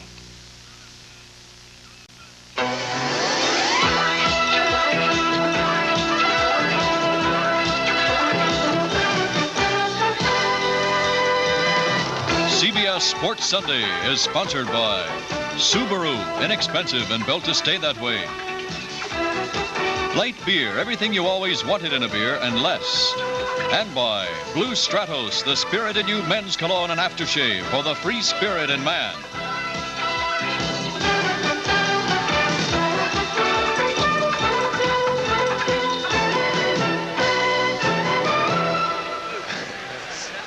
And the moms are special. Number one on Happy Mother's Day here from the Summit in Houston. And as you look at this first half, a game in which has been tied 18 times, two things come up in statistics. That is the fact that Houston's not shooting well, but boy, are they getting on the boards in this game. Well, they pound the offensive board. And what happens, as a trade-off. If you hit the offensive board and you miss 2 or 3 shots, that makes your shooting percentage go down. And it's so it can be misleading that your shooting percentage will go down because you're keeping the ball alive. Because every time that there's a shot missing, you keep the ball alive, that's a shot counted, you know. I tell you, the one thing that's unbelievable, though, is that the Rockets have shot the ball 20 more times than the Celtics have. That's just hard to believe. They've had 18 for 43 inside of 12 feet, 14 for 21 only for the Celtics. So it's been a remarkable statistic. The free throws are about even. You can see the offensive rebounds, Rick. Well, that's given them the extra opportunities. And, 20 more shots than a team, and you're still tied at the half. I would think the Celtics would feel pretty good about that. As we start this second half, 50-50. It was tied 26 all after the first period. The Celtics with a 2-1 lead in this best-of-7 series. Henderson, who had 8 assists in that first half, gets it off to Billy Pulse. Dunleavy was the man that was really surprising. He put up 13 shots. He had 12 points. Into Moses Malone. And saved by Robert Reid. Reid, who had 12 in the first half. And Archibald out to Dunleavy. Well, the Rockets still have the basketball. That's been the difference in this team as they keep coming back with the multiple shots. Now you see that you had 3 or 4 shots. Billy Potts, Reid, and Bird, and we'll have a jump ball. Robert Reid having so tough. He's only hit 4 of 12 shots, but he has 12 points and also 7 rebounds. And we'll see the shot by Potts coming off the board. There goes Reid, just used his great jumping ability to go up and wrestle with Bird down to the floor for the jump ball. Reid with 7, Malone with 9 rebounds in that first half, and they can't get the ball down at the other end. Boston hasn't had it yet. Moses Malone, there he gets it in, and the Rockets worked hard for those 2. Steal by Robert Reid. Henderson will bring it back out. Dunleavy to try one. Malone inside. Reid saves it out to Henderson. This is a remarkable start here in the second half. The Rockets are playing inspired basketball as far as their job on the boards are concerned. This has got to be one of their best efforts all year. That's kept them in the ball game. Bill, you've talked about how important it is the start of the second half, and right now Houston is really giving Boston fits. They kept possession of the ball almost 2 minutes and 2 points. 52-50. What an effort and what intensity we have here in this game. The NBA World Championship Series, Malone bats it away. Well, the effort was fantastic. The result really wasn't all that profitable. As Bill pointed out, they only got 2 points. 5 seconds on the shot clock, but that's better than none at all, right? A lot better. 5 seconds on the shot clock. Archibald will inbounds it. 10:24 to go, third period. Larry Bird, boy, they made that look easy. 52 all. Bird now with 8 points. After Houston worked so hard, the Boston Celtics got him so easily, those 2 points. Here is Henderson, Archibald on him. Henderson has really been a stability factor in this Houston team. He seems to know what the tempo should be at the right moment. Robert Reid. Reid still not shooting all that well. Malone is there now to make amends. 54-52, Malone with 14 points. And that's what didn't happen yesterday, Bill, when the shots were missed. Moses wasn't getting those type of rebounds. Robert Parrish. Malone had it and still has it. Malone all over the place right now. Moses Malone, who had 9 rebounds in the first half. He's averaged 15 rebounds in this series. Henderson to Robert Reid. Reid going to get in a little closer, blocked by Parrish. Robert Parrish with his second block of the game as you look at Del Harris on the inset. And we're going to have a timeout. 9:26 in this third period left to be played, and Houston has come roaring out of this dressing room, and they now have a 2-point lead, 54-52. One Saturday, 3 neighbors, Smith, Jones, and Kowalski, became involved in a very enlightening event. I picked up the paint. Now, last one done pays for it? You're on. Little did Smith and Jones know that Kowalski had stacked the deck. He intended to use the Wagner Power Painter. Just plug it in. It's faster and easier than a brush or roller, and it cleans up easier with less mess. The result? Smith and Jones just couldn't keep up with Kowalski and Wagner. Wagner Power Painter. You can have it the way you want it with Visa. I want convenience. I like to put my purchases on one monthly bill. Then I can pay for them with just one payment. Visa's got it. I prefer the Visa card that lets me pay with money from my checking account. Or savings account. And I don't even have to write a check. Visa's got it. I like to have a choice. There are times when we want to spread our payments over several months. Visa's got it. Have you ever run out of cash? With Visa, I can get cash at banks around town or at 90,000 financial offices around the world. Visa's got it. We prefer Visa traveler's checks. Visa is known around the world, and if our traveler's checks are lost, Visa has a worldwide refund system. You can have it the way you want it with Visa. Now you can choose the way you want to pay with Visa. Wednesday. See the behind-the-scenes story based on the life of country music star Tammy Wynette. Wednesday at 9, 8 Central and Mountain. Well, the Houston Rockets hope this is true. Father Dominic. There he is. And with 9:26 left in this third period, the rebounding situation, look at this, 30-21. Now, Bird is not the leading rebounder. Parrish has 7. But look what Malone has, 11. 2 of those coming here in the second half of play. Reid off to Moses Malone. 5 seconds on the shot clock. And Larry Bird comes down with it. That's his 5th rebound. The Boston Celtics with a chance to tie it up. 9:15 to go in the third period. Look at Paulson Parrish. Parrish is pushing off and commits a foul. Well, he got called for one of those in the game yesterday also. He had calls banging against him, and as Bill's pointed out so often, the man who responds and he makes the second push is usually the one who gets caught. That certainly proved to be true in that situation. Parrish now with 2 fouls. But vast departure of his last 2 games when he's foul trouble all the way. And Dunleavy is fouled by Chris Ford. Dunleavy is really a big difference in this team. Ford now with 3 personal fouls. Dunleavy shot the ball only 3 times yesterday. He's come into this game now, had 13 shots in the first half. There's his points for the day, 12. This guy, he gets beat around, but as Bill says, he fights everybody to a draw. Good, tough Irishman. Look at that expression. Got a little roll on it, didn't he? He hit a pressure free throw in that second game. The shooter's bounce? Yeah, the guys that shoot, they bounce around 8 times and fall in. The guys that are not shooters, they bounce around 3 times and fall out. That's like when you're on the golf course putting, right? The good putters, the ball goes in. Rebound by Moses Malone. A 4-point lead. The biggest lead of the game has been 4. That occurred both in the first and second quarters. And here we are again. Henderson off to Billy Paltz. Tom Henderson, 7 seconds on the shot. Malone, no way to stop him when he gets in that tight. Malone with 16 points. There's Moses Malone working hard for position. Backs it against Parrish. Makes the fake. Bird tries to come over, help, shoots it right on top of Parrish. And the Rockets have run off a few points here, and they've got a 6-point lead with 8:25 to go in the third period. Gentlemen, this meeting is called to decide which one of us is the most popular light beer drinker of all. Must be talking about me. I vote for my buddy, Boog Powell. Oh. Should I take the minutes? You can take all year. Hey, I cast my vote for Billy Martin. I'll second that. Me too. Excuse me, this chart clearly shows what a little showing off can do. Now, wait a minute. I'm the most popular guy here. Gentlemen, wait, a little respect. At least we agree that light beer from Miller tastes great. Let's do it! Tastes great! Let's do it! Tastes great! Let's do it! Better make it a secret ballot. Could we vote for Red Auerbach? Please?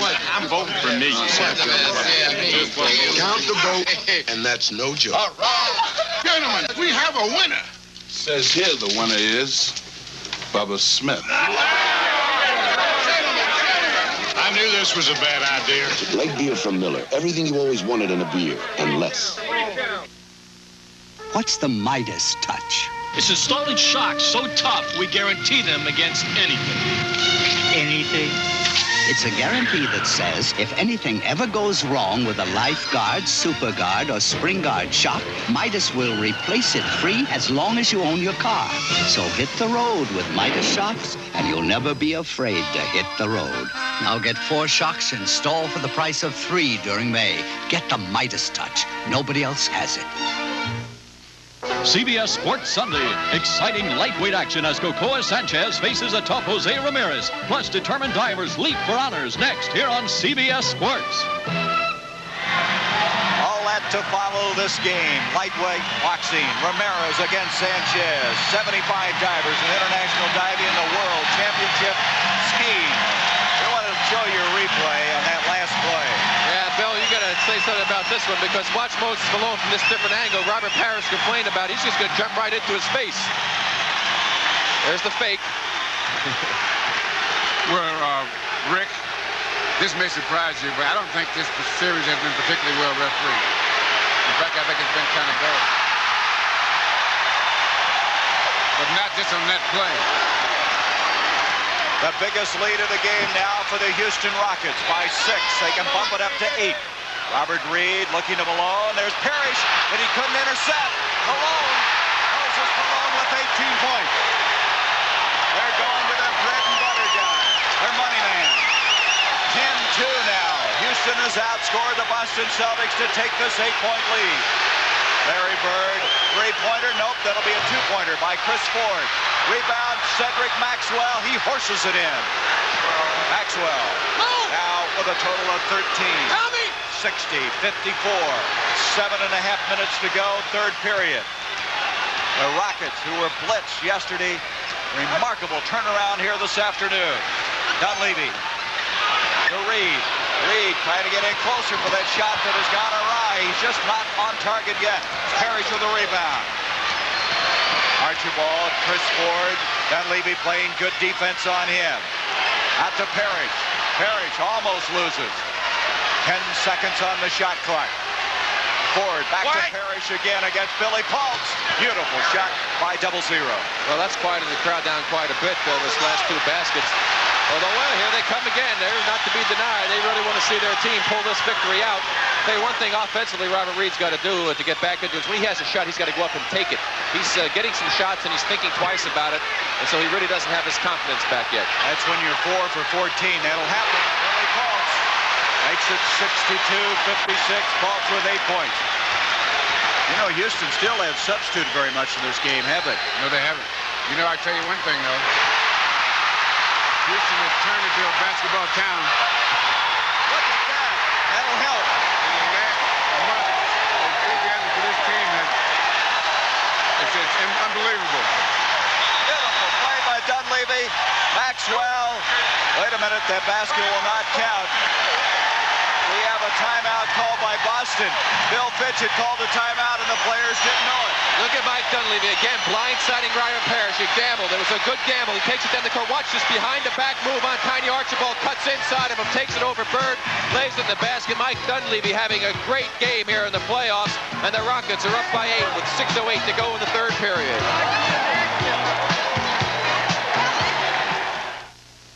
Working late again, Mr. Peabody? Afraid so, Rose. You were the genius who designed the Firestone 721 tire. That's my problem. They want me to top it. Top it? But isn't the 721 what they call a winner? Oh, sure. It's got 7 around 2 wrapped by 1. There's 24 million on the road, you know. And you're gonna top that, Mr. Bear? Well, The Firestone 721. It's one tough tire to top. Introducing the revolutionary twin-action shaving system, engineered to outperform twin blades. The new Norelco Rotatract razor. Inside 3 floating heads, Rotatract works like twin blades to grip hair. Raise it up, then razor it off, hundreds of times a second, for a shave that's twin blade close, without a nick or cut. The new twin-action Norelco Rotatract razor. Twin blade closeness, but no gotcha. Fact, you're about to witness an act of violence. Brute force exploding, unleashing friction at its worst. Because when you start a cold engine, it's barely protected by motor oil. What can you do? fact, use the black oil Arco Graphite, the oil with graphite, the lubricant that makes Arco Graphite reduce friction better than any other leading oil. Arco Graphite, the oil that's fact, not friction. Look for Arco Graphite's $1.80 refund offer. Linda Carter's Celebration. A sensational new Linda Carter special, Monday night at 8, 7 Central and Mountain. Mike Dunleavy has tied his playoff high with a play a while ago of 16 points. Let's look at it. That's just a great individual effort. When Mike Dunleavy sees the situation, Tiny Archibald trying to cut off the angle. Now watch the behind-the-back move. Takes it up. He takes a step and a half. He kept Bird off with the left arm, too. Got away with that one. Mike Dunleavy was 16. He had 16 earlier in the playoffs. It's 64-56 in favor of Houston. Roby.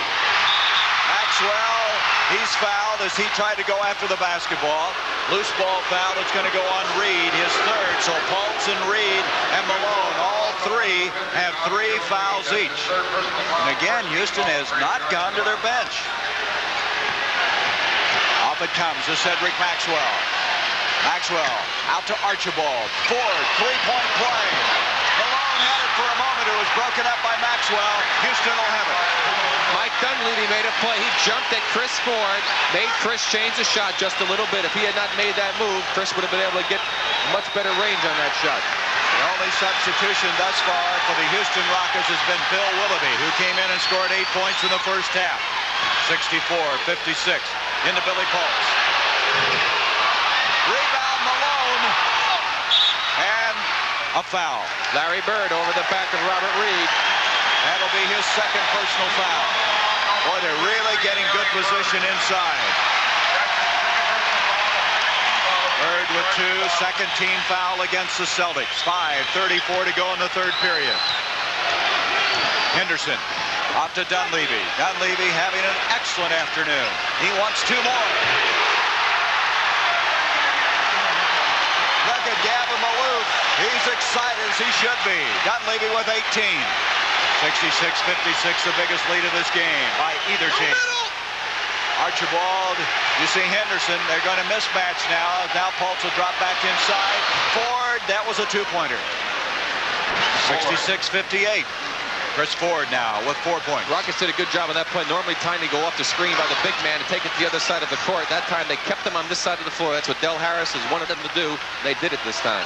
Moses Malone comes outside. One of the few times he has. Roby drops back in on him. 7 seconds on the shot clock. Billy Pultz. Nice defensive play that time. Malone trying to come up with it. There's a cross-body block by Dunleavy. Larry Bird going to be called. I think, no, it's Mike Dunleavy called for cutting a man's legs out from under him. So Mike Dunleavy picks up the foul.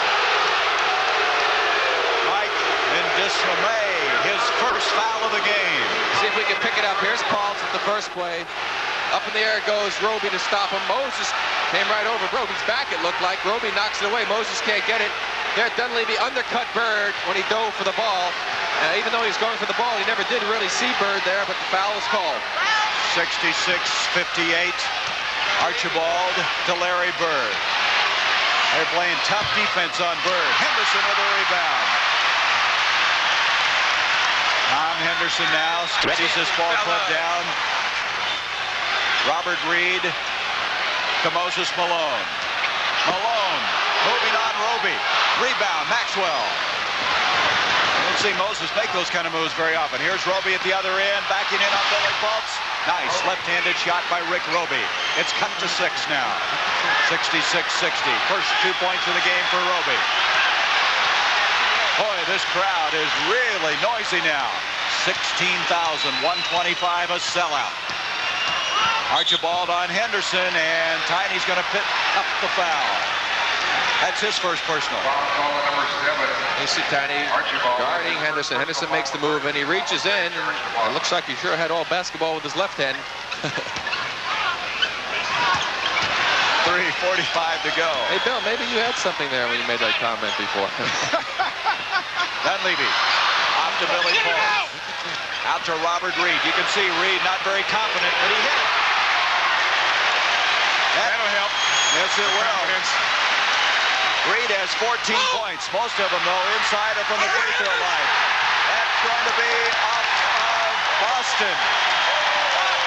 Maxwell, touch and last. A hustling effort by number 50, Robert Reid. And it's back to an 8-point lead. That's not a smile by Bill Fitch. It was a grimace. Dunleavy, who already has a career-high 18 points in the playoffs, is fouled by Maxwell.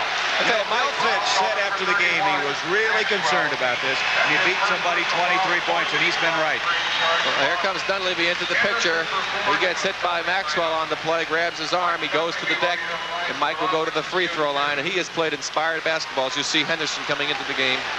You know, after we've covered the Rockets quite a few games in the playoffs, they have been able, after a loss, to really make some effective adjustments.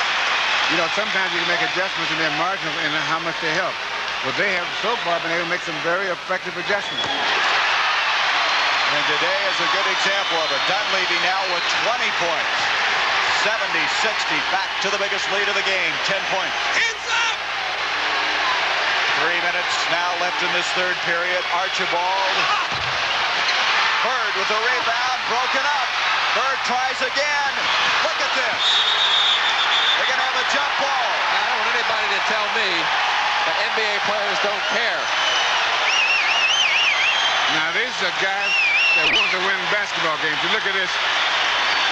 Up, down, doesn't make any difference. On the floor, off the basket, up the board, doesn't make any difference. Yeah. Well, there's a bunch of guys that don't care very much, right?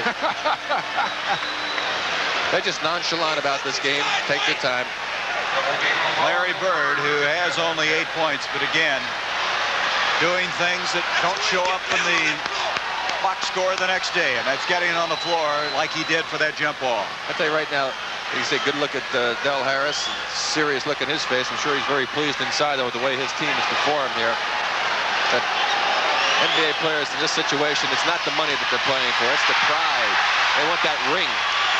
Willie falls out to Henderson in this game. Boston, with 17 turnovers, have given it 18 points. Houston has turned the ball on 7 times and allowed only 6 points off of that. Dunleavy, that's going to be charging on him. The basket will not count.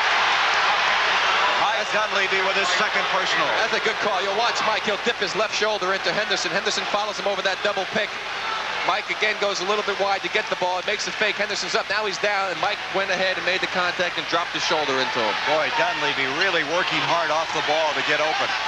Roby looking for Larry Bird. 10 seconds on the shot clock. 2:22 to go, third period. Gerald Henderson. And Henderson, who's played so well in the series, has his first 2 points. Mix it up! Mix it up! 70-62. You hear Del Harris mix it up, yelling in the background. Henderson hasn't been shooting the ball. All he's been doing is controlling this offense for him with 8 assists in the first half. Malone. Bird. Boy, he just burrowed his way up to get that one. Bird off to Henderson, back to Larry Bird. What a pass to Roby. Has a great fast break and a great pass by Bird. 7 points make that 4 points in the game for Roby. A 70-64 game right now, and we're going to have a 20-second timeout. Let's watch this play on the part of the Celtics. Bird, after a good rebound inside, takes it off, makes a good pass on the wing to Henderson. Super bounce pass back to Bird. Look how quickly he just dishes it right off to Roby, who lays it in the basket. That's great execution. Another assist for Larry Bird. 20-second timeout now. And one thing you have to know to understand how a guy makes plays like that is almost like he just rebounded the ball or let it ricochet off his hand. And the reason he's able to do that is he has good vision. You have to be able to see what's out there. Let's run it's not guesswork, it's seeing. And what it is, you practice split vision, as we call it, so you can see in the whole area from side to side, so you can see everything that's in front of you. Bill, another thing, you got to be awake when you play with him. You can't go to sleep. Well, a good ball player always go to the open spot on the break. And so it's just fundamental basketball. And if you play good fundamentals, it's easy to play with a guy like that makes a good pass. Well, Rick, you've said many times you'd love to get those assists, sometimes as much as scoring a basket. A play like that really, I'm sure, gave Larry Bird a great deal of satisfaction. And what it is, though, it's a situation that on the court, you should always expect the pass until you see the ball on its way to the basket. If you play with that rule, you'll never be surprised. And you really get involved in a game when you have somebody like Larry Bird. He keeps you involved. There's Dunleavy, a three-pointer. This guy is uncanny today. 23 points now. 72-64. A minute 25 to go in this third period. And it goes to Maxwell. He fakes Malone up. I believe. Let's see. They're going to call on Maxwell. There's the three-point shot by Mike Dunleavy. His foot was just outside the line. Pops it in the basket, and down the other end of the court, they called that last play an offensive foul on Cedric Maxwell, who had Malone up in the air. Could have been Malone's fourth foul, but it went the other way. 55! That's Del Harris yelling it out. 73-64. A minute 11 left in this third period. Maxwell with two personal fouls. Dunleavy looking for another three-pointer. And it comes to Billy Paultz. He fakes Bird up. Roby on the floor. Reid, Malone, again, Reid again. Look at the intensity by this Houston team. And it comes down to Larry Bird. We have a fight between Malone and Rick Roby. Malone threw a punch at Rick Roby. They're going to have to call a technical. They got to call a technical on that. Moses threw a punch at Roby. That happened after the ball was headed down to the other end of the floor. We're coming onto the floor and subject to arrest. They're not calling anything. That's unbelievable. You've got to call. They're supposed to call a technical foul. He's throwing punches out there. I mean, I'm not saying that Moses wasn't provoked into it, but he threw a punch. He and Roby were going at it, and Moses threw a punch. Let's see if we can pick it up on replay here. Here you see the battle right now. They're continually the battle for it. There's Reid with it. He'll go back up again. You see Roby backing in Moses, and Roby is still under the basket. There's the ball tipped out. Now there's Roby grabbing on. He holds, kind of slacks him with the left, and then Moses threw a right. Moses looked like Roby hit the side of the head with the forearm, and then Moses threw the punch back. Anyway, back at the other end, Moses Malone has now committed that fourth foul that he thought he had earlier. Boy, some excitement here in the Summit. Well, you see now the game is almost out of hand in terms of roughness. And that is determined pretty much in the first quarter when you start the game. That's why I say you go out and you see with the referees how they're going to let you play. Does it happen at the start, or is there any certain time you felt it began that way? Well, when the game first starts, if the referees call the first bumps, although they may seem like little fouls, what that does, that sets the pace, and you know that certain things you can't get away with. And that way you don't start getting into rougher and rougher, because it always escalates. And it has escalated. That'll be off of Archibald. Houston will have the ball. They still have 22 seconds on the shot clock. And because that's the way the guy jumped on your back, and the referee doesn't call the referee, he yells at you. Henderson got loose, but he missed it. Gerald Henderson, and he walked to the ball. That was a big play. The Rockets had it easy, too. The Celtics gambled on the long pass with only 19 seconds to go. They should have held it out. Could have played for one shot and had a chance to cut it down to only a 4-point lead going into the fourth period. So now the Rockets have a chance to get it back up to 8. So that could be a big, big play. 18 turnovers now against the Boston Celtics. 73-67. You see the time left in this third period. Playoff basketball before the sellout crowd. Dunleavy. Boy, what a game he's had. Mike Dunleavy makes it 75-67 after 3 periods of play. And the people here in the Lone Star State are really involved with this Houston Rockets team who's playing in the finals for the first time.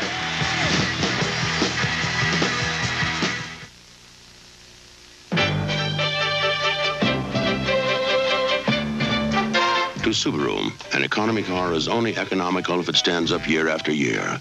Spending less at the pump is no bargain if you start spending more at the garage. In a study of Subaru owners, Road and Track magazine said, quote, one of the most trouble-free cars we've surveyed. That makes Subaru the economy car it pays to hold on to. Year after year after year. Subaru, inexpensive and built to stay that way. NBA championship playoff action continues after this word from your local station.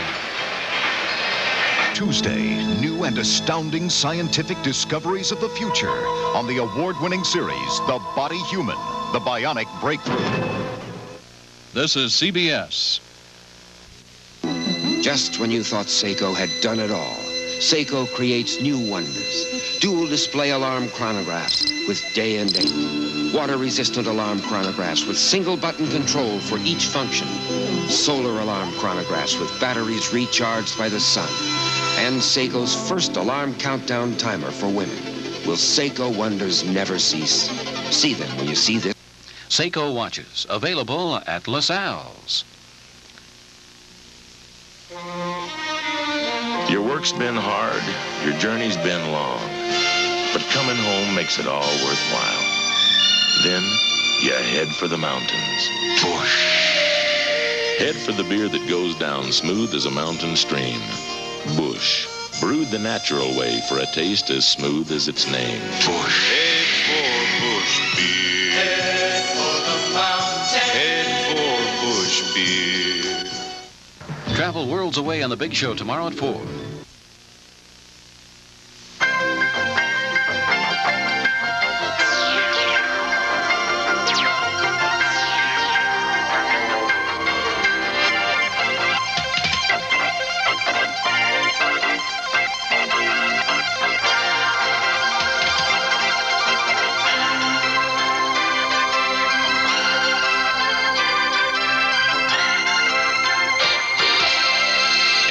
Basketball. It's a moving experience. Down there for a post-up. The preceding announcement was furnished by the National Basketball Association. Now, as you look at the field goal percentages, the Rockets have taken 12 more shots in this third period. That's because they're pounding the offensive board. They're getting 2 or 3 shots most of the time. They're like men possessed out there. It's incredible what they're doing on the boards. And Celtic turnovers also have contributed to that. You know, the Rockets yesterday in the first 3 periods didn't even score 20 points. Boy, they have today. Dunleavy leading the way with 23. Malone with 18.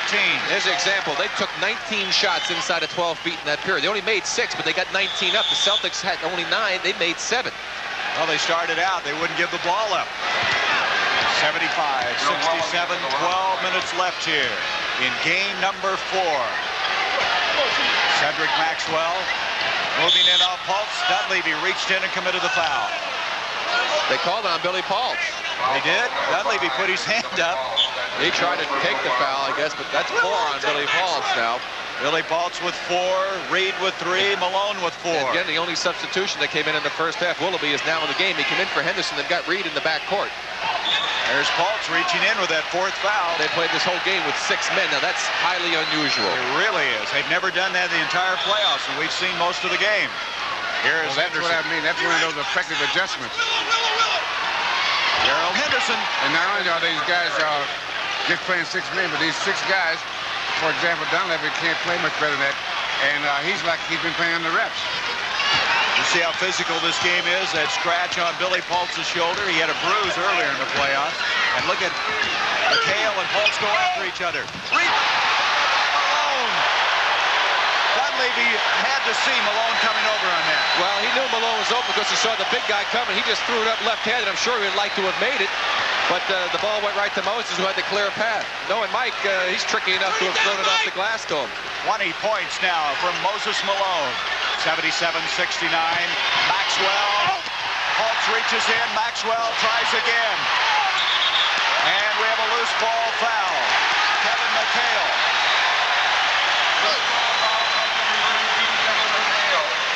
McHale now with 4 personal fouls. Here comes Malone. There comes Dunleavy. He takes the drive. Now, he just threw it up there that time. I'm sure it was not a pass, but Moses was right there because Parrish left his man, Moses Malone, to go and help out defensively. That's what penetration will do for you. McHale with 4. Chris Ford with 3 fouls. 3 men in this game with 4 fouls. Dunleavy creating some problems. That's the one thing, see, that Mike can really do. And now I think he's playing the position he's meant for. He's playing point guard. And even though he was scoring a lot of points, he had the ball in his hands a lot in the third period. He was playing the lead guard. Even though Henderson was there, Mike did a lot of things with the basketball. He's very capable of doing that type of thing. And he's having a great game. You said that earlier, Rick. You feel this guy is really an unsung player. No one really realizes his capabilities, but they're starting to today. 78-69, Dunleavy with 24. The highest he'd ever scored was 16 in the playoffs. You know, he had 48 points in a game earlier this year against Denver. Mike's a great shooter, but the thing is he's a good team player and he works hard on both ends of the court. But the Celtics are still right in this game. They're only 9 points behind and they haven't played all that great defensively around the boards. Maxwell misses. M.L. Carr with a rebound. Carr will back out. He and Henderson in the guard positions now for Boston. Parrish, McHale, and Maxwell the other three. Here is Cedric. Willoughby is checked in now. Here's McHale. Malone, you can hear the yelling and groaning as they go up on the boards. And Houston definitely has control of this game at this point. They're trying to pull even in this best-of-7 series. Game 5 Tuesday night from the Boston Garden.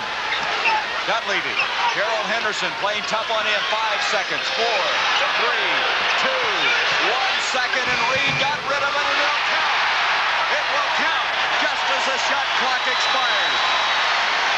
16 points for Robert Reid. 80-69, the biggest lead of the ball game now for the Houston Rockets. Reid going for the steal, but Carr saves it. 9:25 left, and it goes to Robert Parrish. Willoughby blocks it. Out it comes to Henderson. This crowd erupts with every development as Gerald Henderson hits again. Henderson now with 6 points. 80-71.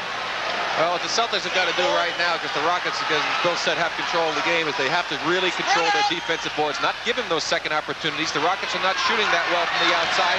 They can control the boards and come down, run their offense, and control the boards and get their break going a little bit. They'll get back into this ball game.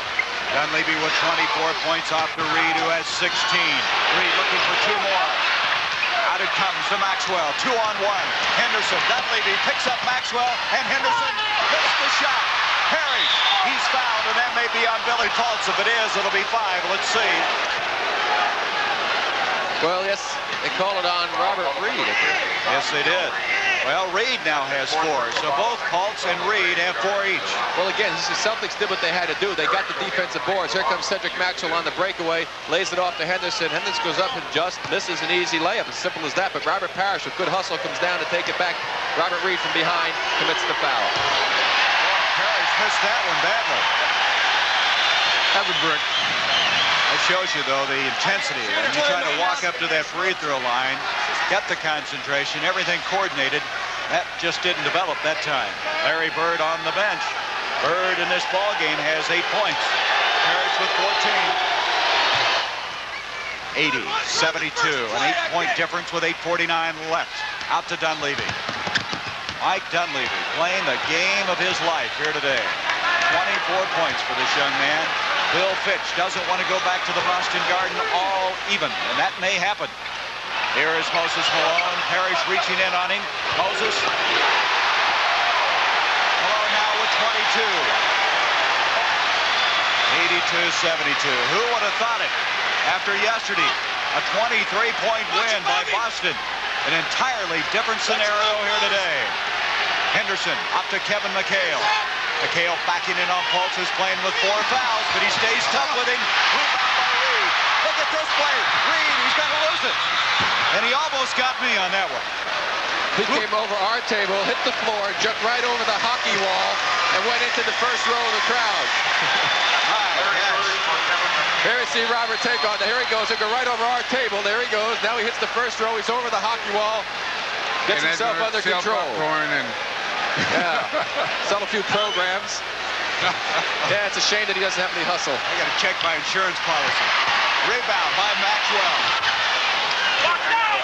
And it's down now to 82-74. 18 points for Maxwell. Boston is still very much in this one. And he's bringing Henderson back in, so they're still staying with the 6 people who'll probably come in for Mike Dunleavy, perhaps, to give him a little bit of a rest. We'll wait and see who he's in for. Well, I can't say enough for Dunleavy. What courage he's shown in this game. The Whopper shooting well with 10 points. He's close to his playoff average of 12.5. Henderson. Gerald Henderson has contributed again. Henderson is outstanding pass also from Larry Bird. Another one of those 5. That's a tough place to pass from. But you got to make that pass almost perfect. Henderson scored 3 field goals in this 4th period. 84-76. Dunleavy trying to shake Henderson and did. 26 points for Dunleavy. Well, the Denver Nuggets, I'm sure, remember that 48-point game. They're probably not surprised by this outburst. Here's Larry Bird, fakes Willoughby, and Bird misses it. That's kind of indicative of the day he's been having offensively. Timeout is called, and the crowd is on their feet. The Summit in Houston has exploded. A 10-point lead for Houston with 6 minutes, 53 seconds to play in Game 4.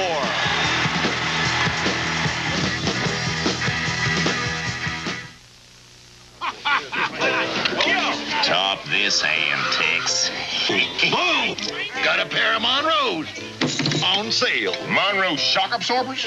On sale? Monroe's Top Shocks. Radialmatic and Monroe Magnum 60s. Buy one, get the second half price. That's 50% off the second shock. You can't top a Monroe deal. What do you say? Deal me! 2 Radialmatics, 2 Monroe Magnum 60s. Hurry while supplies last. There's a hungry kind of feeling, and every day it grows. You know there's so much more to you than anybody knows. In the Army, we do more before 9 a.m. than most people do all day. Hey, First Sergeant. Good morning. 'Cause we need you in the Army.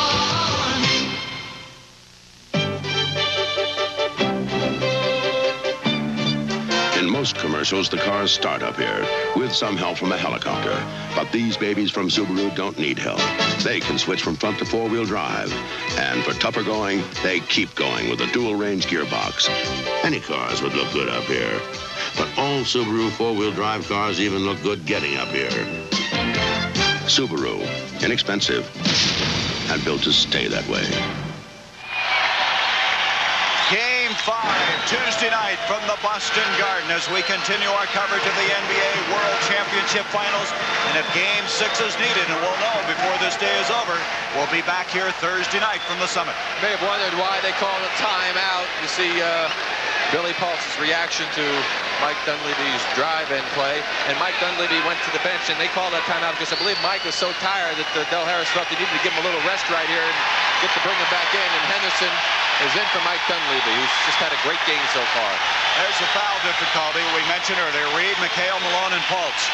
Well, I think it's amazing to go with 6 guys, and that little adjustment has really paid off. Well, you know, they got plenty of time in this game. Now, what the Rockets have got to do now is not to try to get careful. Henderson, off to Moses Malone. Malone on Parrish. Broken up out of bounds off of Parrish. Malone upsetted himself as they now have 3 seconds on the shot clock. Oh, wait a minute. They've changed the shot clock. They put up 24. They should have go back set to it at 5. Yeah. Of course, the ruling whether or not the defender had control of the ball. And they're going to give them 5. So they will have 5 seconds on the shot clock at the 6:36 mark of this 4th period. We just had a correction here. Statistician indicating Dunleavy has 28. We've been saying 26. It is 28 points that he had. Reid out to Henderson. Bill Willoughby as the shot clock expires. Malone and Parrish has committed the foul. Robert Parrish now with 3. Boy, they milked that clock all the way, didn't they? Now Moses Malone at the line with 22. So Dunleavy with 28 after checking officially. 28 points, 22 by Malone, 16 by Reid, 10 by Billy Pulse. And what that's a sign of a good team. When you can get those kinds of contributions out of guys that are playing regularly. You know, sometimes you may have a guy that doesn't play and comes in and does something like that. Well, in a good team, it's guys that play all the time that give you those big games. 88-76. Well, this has really been a balanced team, this Houston club today. The 6 players have been in there, have played integral parts. Parrish, boy, you saw Willoughby. He thought he had the rebound. He gets a roll, 17 points for Parrish. He's played so much better after being in foul trouble in games 2 and 3. A 10-point lead as we approach 6 minutes left in this game. That's the remarkable thing about NBA basketball. You can look so bad yesterday, come back the next day, and be playing still for the World Championship. Rebound. Malone tips it out to Reid, and they have a fresh 24 seconds. Well, it's the same old story. The offensive boards are really killing the Celtics in this game. Right there, that's one of the ways they control the tempo is the offensive board. Parrish has committed another foul. That's his fourth. And also the fourth team foul. They'll go into the penalty the next time. We'll watch the play coming up again here. Parrish tries to go in front of Malone to get it and trips him with his leg. Dunleavy's going to come in. Robert Reid will leave. Boy, he's the man of the hour for Houston. 28 points in this game. So they still stay with 6 players as Reid will sit down. Dunleavy, Henderson at the guard spots. Willoughby, Pulse, and Moses Malone. Malone. Parrish staying tough on him. Pulse over the back. Bird with a rebound. Up to Maxwell. Dunleavy back. Maxwell gets it. That's a good play for a forward. You know that, Rick?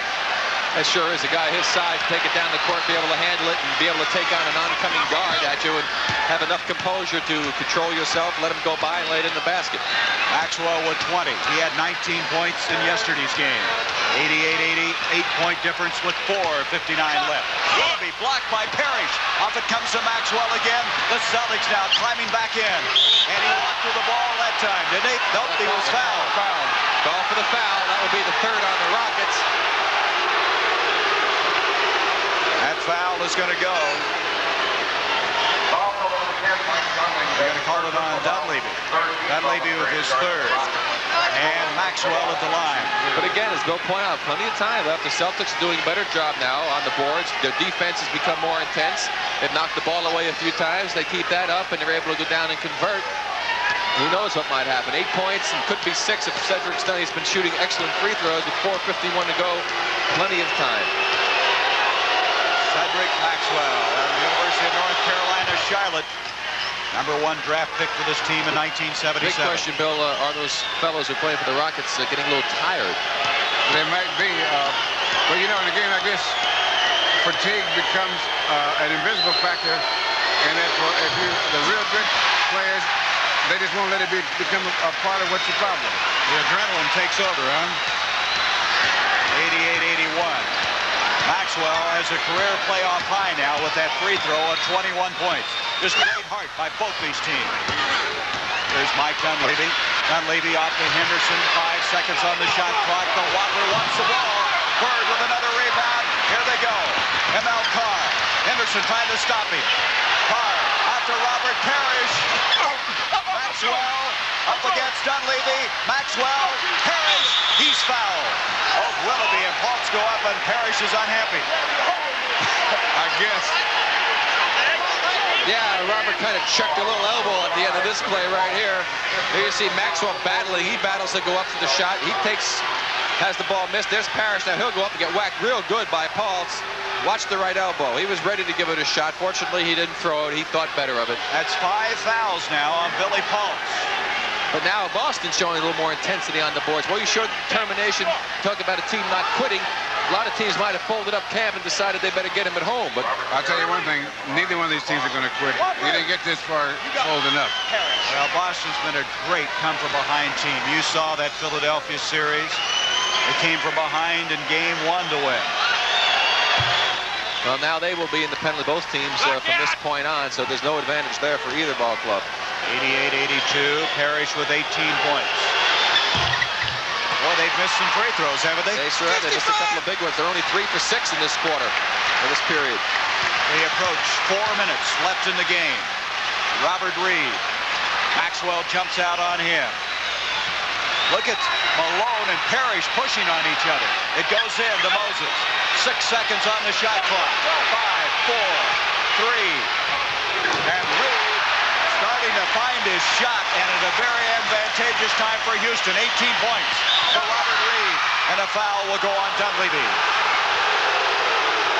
Mike Dunleavy committing the personal foul, and that is going to be 4 on him. Dunleavy with 4, Malone with 4, Reid with 4, and Pulse with 5. Here you see Mike coming in. The only contact I saw was Cedric's arm against Mike's body, but the official made the call. It's a big one for the Celtics. They get a chance to cut it back down to 6, and of course, well, there we go again with the free throw situation. That's 3 points they've given away here. Parrish has missed 2. Maxwell's missed 2. Well, that's 4 points already they've given away. They do have the penalty now, so he'll have a couple of free throws. 90-82 with 3:45 left to be played in this game. Houston trying to win their 4th game and home in the playoffs.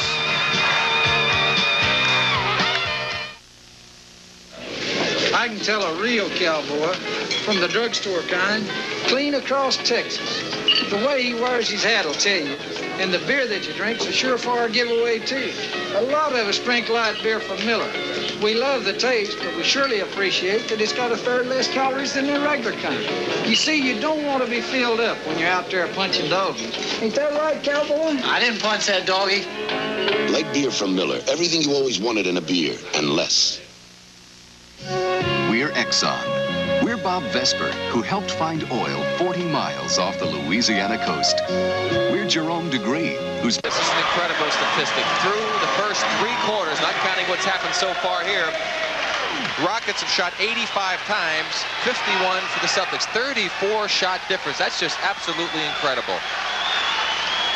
And you know what's incredible also is how few times the Houston Rockets have scored 100 points. They have 90 now with 3:45. 8 of their last 9 games, they've been under 100 points. They might get it, though, before this one's over. Well, they'll remember these free throws. The Celtics will if they get this game down real close and don't pull it out. Because they've given up 4 points in this quarter by missed free throws, and it could be a 3-point game, which would make all the difference in the world as opposed to 7. 90, 83, 3:40 left in this game. Henderson. Tiny Archibald on him. We'll be bringing you Game 5 Tuesday night from the Boston Garden. Maybe Thursday here from the Summit as Bird comes out of there with it, and he threw it away. Larry Bird a little frustrated that time. The ball just got away from him. Bird has not scored but 1 basket in the second half. He has 8 for the game. And you might recall yesterday he was shut down also as he had only 8 points. You got to give credit to Robert Reid. Moses Malone broken up by Parrish, so the Celtics have it anyway. 3:13 left. Archibald, boy, they're not going to let him go inside, but Henderson commits the foul. They've really shut him off, haven't they, Bill, to get inside? Well, what they're doing, they're overplaying to make him go to his right, because going to the left is... There's Moses inside trying to get the shot up, jumps into Parrish, and tries to draw the foul and throws up a shot that never came even close. But again, showing you how physical it is inside. Tiny Archibald at the line. Tiny with 9 points, and that's his first point of the second half. 50s! 90-84. Tiny has struggled offensively, but he still, like Larry Bird, contributes another way. You heard Dale Harris yell out 50s. That's his defensive call. And another point. Should be a 2-point basketball game right now. Or actually a 1-point game. Instead, it's 90-84. 2 minutes, 56 seconds left. Robert Reid, Maxwell on him, Billy Paultz, Dunleavy. Boy, that would have been a remarkable play. Dunleavy getting up, having to hurry back. Hard, the Bird, broken up, intended for Maxwell. Maxwell has it taken away by Reid, and Malone has it. And Malone now protects the basketball with 2.5 minutes left. We may have executed very well the last 2 times down. These guys are really going after it. Dunleavy back into Moses Malone with 4 seconds. He walked with the ball. We may have an all-even series with 2:17 left. But that's a lot of time yet. If you're a coach and you got a lead like this, the next 2 minutes and 16 seconds will take about 6 years to go by. An eternity. Look at the turnovers. 20-10. Reversed from yesterday. Dunleavy. Look at Bird. Run into Reid. That'll be a foul on Larry Bird. Reid shaken up. And another turnover. Robert Reid looks like he may have got a hip pointer, got whacked on his hip. Boy, they really collided. It looks like his hip area. Well, no, he's grabbing his thigh. I think he got kneed in the thigh, and that could really be serious. Dunleavy knocked it away. He's in pain. Robert Reid has played so well in this game. Reid with 18 points. Bird has committed his 3rd personal foul. When they get that tired, it heightens the sensitivity. The threshold of pain lowers drastically. Diminishes. As Dick Vandervoort out there checking him over. Bill Fitch takes this opportunity now to regroup with 2:06 left. Well, it's the same situation, though, fellas, that the offensive boards have hurt the Celtics so much, and their turnovers. And right here, where they have another chance to close the gap, a turnover hurts them dearly.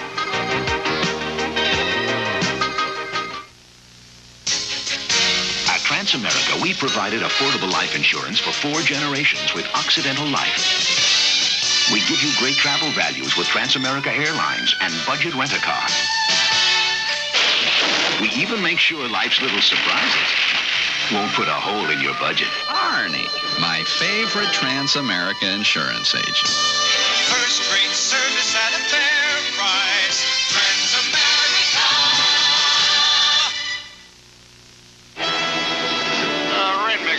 Robert Reid seemingly all right after that injury. He has 18 points. Checking to see if that basket's going correctly. You know what's amazing to me as Willoughby comes in is that Calvin Murphy hasn't played today. Well, no, Dale Harris made a significant change in his approach to the game today. He let the guys play a little more up-tempo, and he's playing with different guys, and they're doing a little different things. Mike Dunleavy is looking for the shot while he's out there. Is he ever? With 28 points worth. Very rebound, Moses Malone. The Rockets now in a very advantageous situation. 1:49 left and with a 91-84 lead.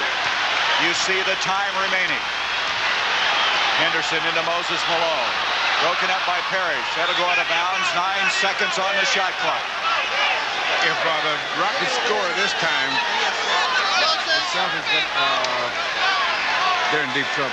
That means we're going to have a game 6 Thursday night right back here in Houston. They're going to need the 3-point shot if they don't stop them this time. If the Rockets score, they'll have to go for those 3-pointers to have any chance to get back in. I can't say enough for Dunleavy. What a job he has done in this game. And Henderson back in for Willoughby. Billy Paultz, 4 seconds, 3, 2. And that shows some of the intensity as we get an air ball. They're going to give it to Boston. Shot clock expiring as the ball did not hit the iron. 1:31 left. 91-84. Now, Willoughby will come in. Dunleavy will check out. They want to make sure they only get 1 shot. And every time he calls timeout, depends on who has the ball as to who's be in the game. That's an advantage that they have with Reid. He can go out and play that guard spot at 6'8". A good swing man for this Houston team. M.L. Carr up to Archibald. 1:17 left. Archibald, 8 seconds on the shot clock. Parrish, rebound, Maxwell. And Maxwell gets it to go. He now has a total of 24. And what a job Cedric Maxwell has done. And that was the reason they put Willoughby in to make sure that didn't happen. There you see the shot by Parrish. There's Maxwell, battles and gets the inside position. Ball knocked away by Henderson. He regroups and lays it in. Malone was on his back, but no foul. Willoughby handling the ball pretty well at 6'8", but they do not have one of their better ball handlers in now as they took Dunleavy out of there. Well, Tom Henderson is the guy they want handling the ball. Billy Paultz off to Henderson. 7 seconds on the shot clock. Almost thrown away. Robert Reid with 3. Moses tries to follow. Parrish has it. 45 seconds left. That hit the rim. And that's the kind of pass. Shouldn't have made that pass. Take the short pass. Get it to a man close to you. Big gamble. Really backfired. If the Celtics had scored a bucket there, they were within 1 3-point basket of tying the game with plenty of time and assured possibly of another possession. Dunleavy now is checked in as Del Harris takes Willoughby back out. 91-86, 35 seconds. The fans are standing here at the summit. They're on their feet applauding this Houston team. Dunleavy, 8 seconds on the shot clock. Broken up. Archibald, he's out of bounds with it. And with 6 seconds now, Houston will have it. Willoughby's going to come back in. Willoughby will come in. And who's going to go out? They're going to take Billy Paultz out this time. We have a timeout by the Boston Celtics. 23 seconds left. The Celtics, who won by 23 yesterday, are now trailing 91-86.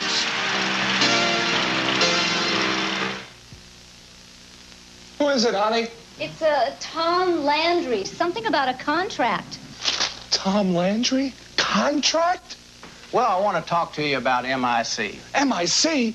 Must be a new team in the league. No, MIC, Motors Insurance Corporation from General Motors. They're real pros in auto insurance. Auto insurance? MIC?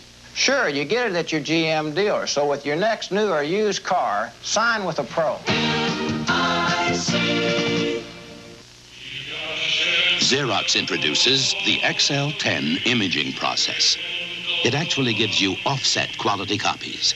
Blacker blacks, whiter whites, and sharper details than you've ever seen before. Well, brothers, what do you think? Amazing. Owner Gavin Malone. We want to give credit to some people who've just been excellent to work with all year long, and in particular today, Robert Stenner, our producer, our director, Sandy Grossman, other gentlemen, Rick Sharp, Mike Burks, Rich Nelson, Philip Wilson, Norm Broussard, Jay Fairman, Mark Radulovich. Really do a super job for us. One thing, in the last, Phil, you pointed out, timeout, checked it out. In the last almost 6 minutes almost, the Rockets have only scored 3 points. And yet they still lead in this ballgame. The Celtics have not been able to capitalize on the Rocket inefficiency. They came out and hustled, played the tough defense, got on the boards, but the turnovers and the missed free throws have really hurt their chances. There's the time limit, 23 seconds. A 5-point lead for this Houston team.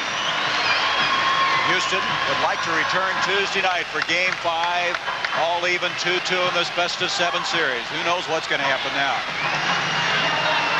Robert Reid, he's arguing. He says McHale is too close to back him off a little bit. And Rush gets that thing situated, and we're ready. Into Dunleavy. Terry Durod is checked in. 3 seconds, 2 seconds on the shot clock. And Eric Fernston is in. Cuts away with it. Batted out of bounds by Henderson. Now we have 15 seconds left in the game. Well, they don't have any three-point shooters then. I guess they're just... They've conceded, you think? Well, Durod's a three-pointer, and there he is, trying one. That'll do it. The Houston Rockets, who were devastated yesterday, have come back before this sellout crowd to even up this best-of-7 NBA World Championship Series with a 91-86 victory. That means that Game 5 will follow Tuesday night from the Boston Garden. Game 6 will be Thursday night, also here on CBS, as we'll be back at the Summit. For Rick Barry and Bill Russell, I'm Gary Bender. The final, 91-86, Houston. Sports Sunday is a presentation of CBS Sports.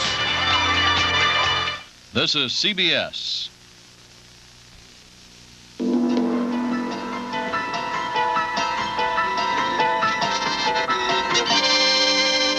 Excuse me, sir. I'm extremely thirsty. You wouldn't happen to have any Stroh's beer, would you? No, but I got some nice cold water. No. I really had a taste for some Stroh's. There goes a real beer lover.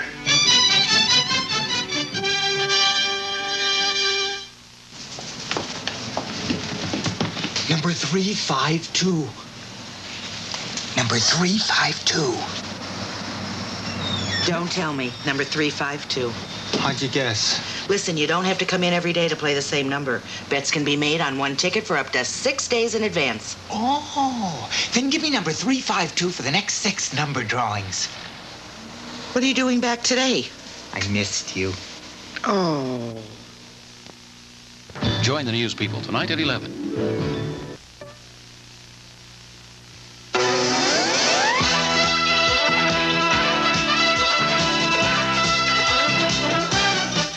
CBS Sports Sunday continues now. Here again, Brent Musburger. And welcome back to the sports desk in New York. The Houston Rockets showed a lot of character today in getting all even with the Boston Celtics. But now coming up, we've got diving, boxing, skiing, and special reports on Billie Jean King, Jerry Cooney's fight tomorrow night against Ken Norton, and lightweight sensation Boom Boom Mancini. For a report on what to expect now on CBS, let's start with Dick Stockton down in Fort Lauderdale, Florida. Dick? We have ideal weather, Brent, here in Florida for the first major international diving meet since the Olympics. And yesterday, the People's Republic of China, in their first worldwide exposure, put on an extraordinary blitz, capturing the first, third, and fourth places in men's platform as Li Hongping took the big prize. But today, the Americans tried to regroup, and I think their pride has been hurt as we